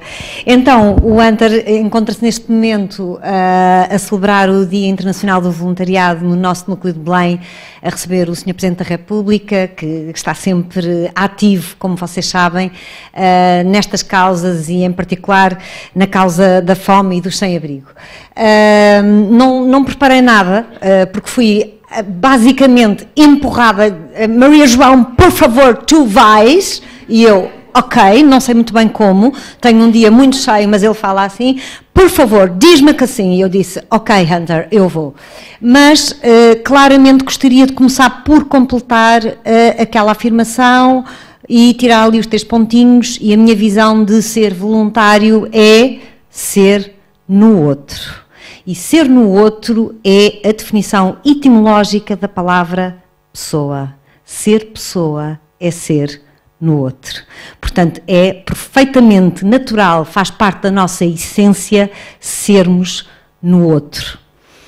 A minha experiência na ReFood, achei muito engraçado aquilo que a Beatriz disse há pouco, não é? Do extravasar das funções. Bom, então eu sou uma mulher de causas, portanto eu estou esta folha porque de facto eu podia pertencer a qualquer uma destas causas que estão aqui, pertenço a todas, seguramente, pelo menos no coração. Em tempo real não é possível fazê-lo, mas a minha história com a ReFood é uma história que realmente é de extravasar. Ora bem, eu sou daquelas pessoas que não vê televisão, gosto muito de ler e, portanto, entre filhos e todas as minhas atividades, televisão não consta, e normalmente quando vejo alguma coisa é porque alguma coisa quer falar comigo. E em 2011, em março de 2011, eu passo na sala de rajada e olho para a televisão e vejo um senhor de chapéu montado numa bicicleta e alguém entrevistava, e era o Hunter. E o Hunter estava a fazer aquilo sozinho, não é? No seu bairro, montou-se numa bicicleta e quis testar o sonho que ele tinha, que era, é possível alimentar pessoas através do resgate de comida boa que está condenada ao lixo. E então começou precisamente sozinho no seu bairro, e aquilo, enfim, não vos sei explicar o que senti, sei que senti assim como se fosse invadida por um raio, e disse, alguma coisa se está a passar aqui. Bom, e depois de ouvir a entrevista toda, comovi-me imenso e percebi que, ok, isto da fome, isto de facto mexe muito comigo, sou de uma família que vem do Minho, come-se muito, a mesa, muita comida, sou muito cozinheira, sou mãe, cozinho em grandes quantidades. Espera aí, e se eu fizesse o que o Hunter faz? Então, passei a fazer o que o Hunter fazia, a uma escala muito reduzida, que era, havia sobras lá em casa, eu punha as sobras numas caixinhas e saía de casa e deixa lá ver quem é que eu vou encontrar. Pronto, e como me dirigia normalmente para as igrejas, encontrava sempre gente. E isto decorreu de 2011 a 2013, até um dia em que toca o telefone e alguém diz, João, olha, eu sei que tens isto e que tens aquele projeto, estou muito ligada também às pessoas com necessidades educativas especiais, há muitos anos, sei que tens tudo e tal, mas queríamos muito que tu viesses juntar-te à equipa que vai montar o ReFood na Estrela. E eu, oh my God, não. Eu já faço ReFood, eu tenho as minhas pessoas que alimento todos os dias. Não, eu para aí não posso ir, eu não tenho mais tempo, eu não consigo fazer mais, eu não consigo dar mais, mas vem lá, ajuda-nos lá, porque tu conheces, porque tu fazes, ajuda-nos lá a montar isto e tal. E eu não, e depois veio mais outro não, e de repente, ok, eu vou ajudar-vos a montar isto. E lá entramos nós, com a força toda, com a energia toda. Não sei se sabem como é que o projeto ReFood nasce. O projeto ReFood nasce, que hoje não é projeto em movimento, nasce da vontade dos cidadãos que, observando o seu território, ou seja, a sua freguesia, percebem que há fome na freguesia e percebem que há desperdício alimentar. É assim que o projeto nasce. Não é o Hunter que vem ter com alguma pessoa da freguesia, não é o presidente da junta, não é ninguém. É um grupo de cidadãos que se reúne, que constatam a realidade do seu território e que avançam para o terreno. Bom, pronto, e assim foi, e lá fui eu em maio de 2013 e em outubro de 2013 nós estávamos a abrir as portas. Mas antes disso quero-vos dizer mais outro sininho. Uma semana antes de abrirmos, todos com muito entusiasmo e também com muito medo, porque o que é que nós vamos encontrar pela frente, tínhamos feito um levantamento e havia uma luz que nos guiava, que era a seguinte: nós víamos pessoas. Estamos em 2013, estávamos a ver uma crise. Estamos num bairro que supostamente dos melhores bairros de Lisboa, não é? Bom, e portanto, nós víamos pessoas a ir aos caixotes de lixo e esse era o nosso motor. Era isso que nos dizia, vamos embora, vamos para a frente, isto é preciso. Mas, uma semana antes de abrirmos, eu recebo um telefonema de uma pessoa de uma outra instituição que trabalha também a fome e diz: Maria João, eu não a quero decepcionar, mas olha, vocês estão com imenso trabalho, mas eu garanto-lhe que não há fome na Estrela, porque nós já cobrimos tudo, nós estes, aqueles, os outros e não sei o quê. E eu disse: olha, depois cobrem, mas há ali pelo menos 3 pessoas que eu vejo ir aos caixotes de lixo de Pingo Doce. E, portanto, se calhar nós vamos abrir para essas 3 pessoas. Pronto, e assim foi. E em outubro abrimos as portas, e abrimos as portas a servir 30 pessoas, e passado um mês eram 60 pessoas, e passado poucos meses eram 100 pessoas, neste momento são 252 pessoas diariamente que nós servimos.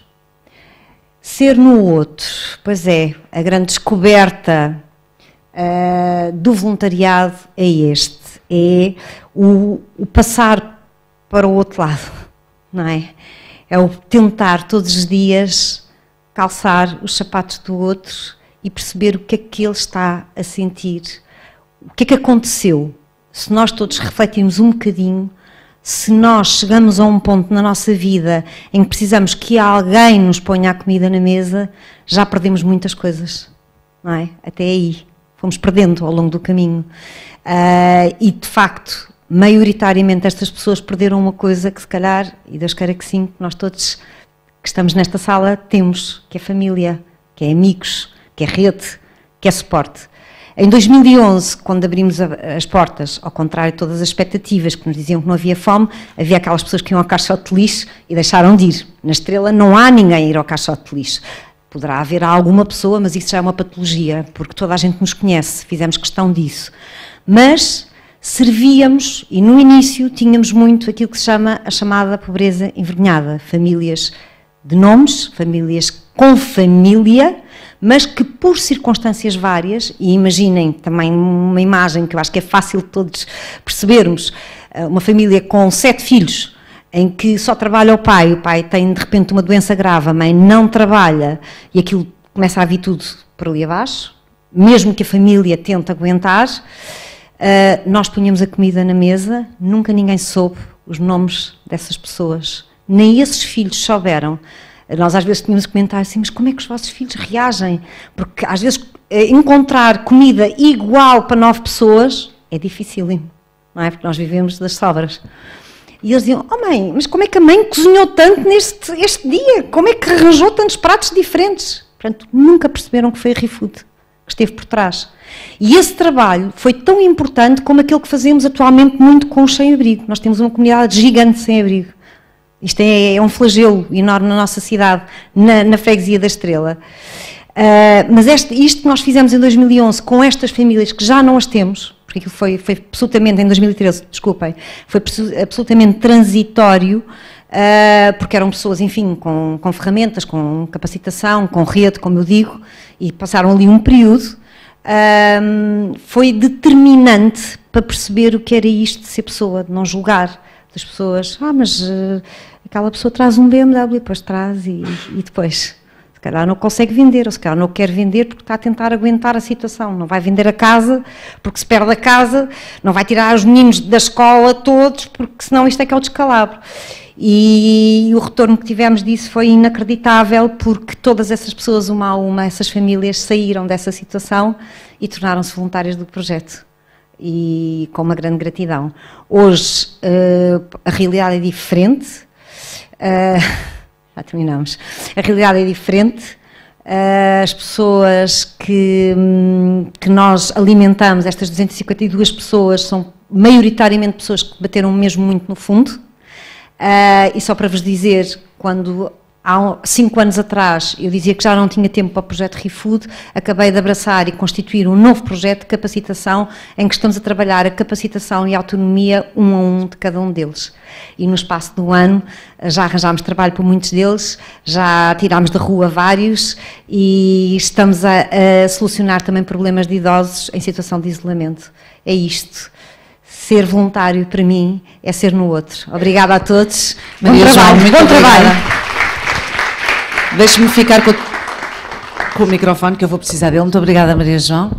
E vamos terminar, vamos dar por encerrado apenas este momento das nossas vidas, da celebração do dia de hoje, da celebração de tudo o que aqui falámos e de tudo o que aqui sentimos esta tarde e neste fim de dia. Espero que vos alimente a alma, seguramente, que vos alimente a vontade daqui para a frente. Houve ali uma história que nós não acabámos, é que ela acabou o curso de Direito depois foi... Eu fiquei ali tipo, devia ter dito e não disse, porque é o redondinho da história. Ela interrompeu o curso, mas depois voltou lá e acabou. Mas sim, há imensos redondinhos das histórias de hoje e eu espero que eles vos façam um colar e vos sirvam bem e vos segurem nesta rede, como dizia a Maria João, que todos temos e a que todos pertencemos, que é de estarmos aqui neste fim de dia. Muito obrigada pela oportunidade, obrigada pela partilha a todos e deixo-lhe o palco. Obrigado, Margarida, pelas suas palavras. Acho que foram testemunhos fantásticos. Foram experiências de vida que vocês nos conseguiram transmitir para o público que esteve aqui hoje presente. A única coisa que há a dizer é continuem o vosso trabalho, continuem a ser voluntários, continuem a ser felizes e fazer outros felizes. Muito obrigado e muito boa noite. Em nome do Museu da Farmácia e da Plataforma Saúde e Diálogo, até à próxima, até breve.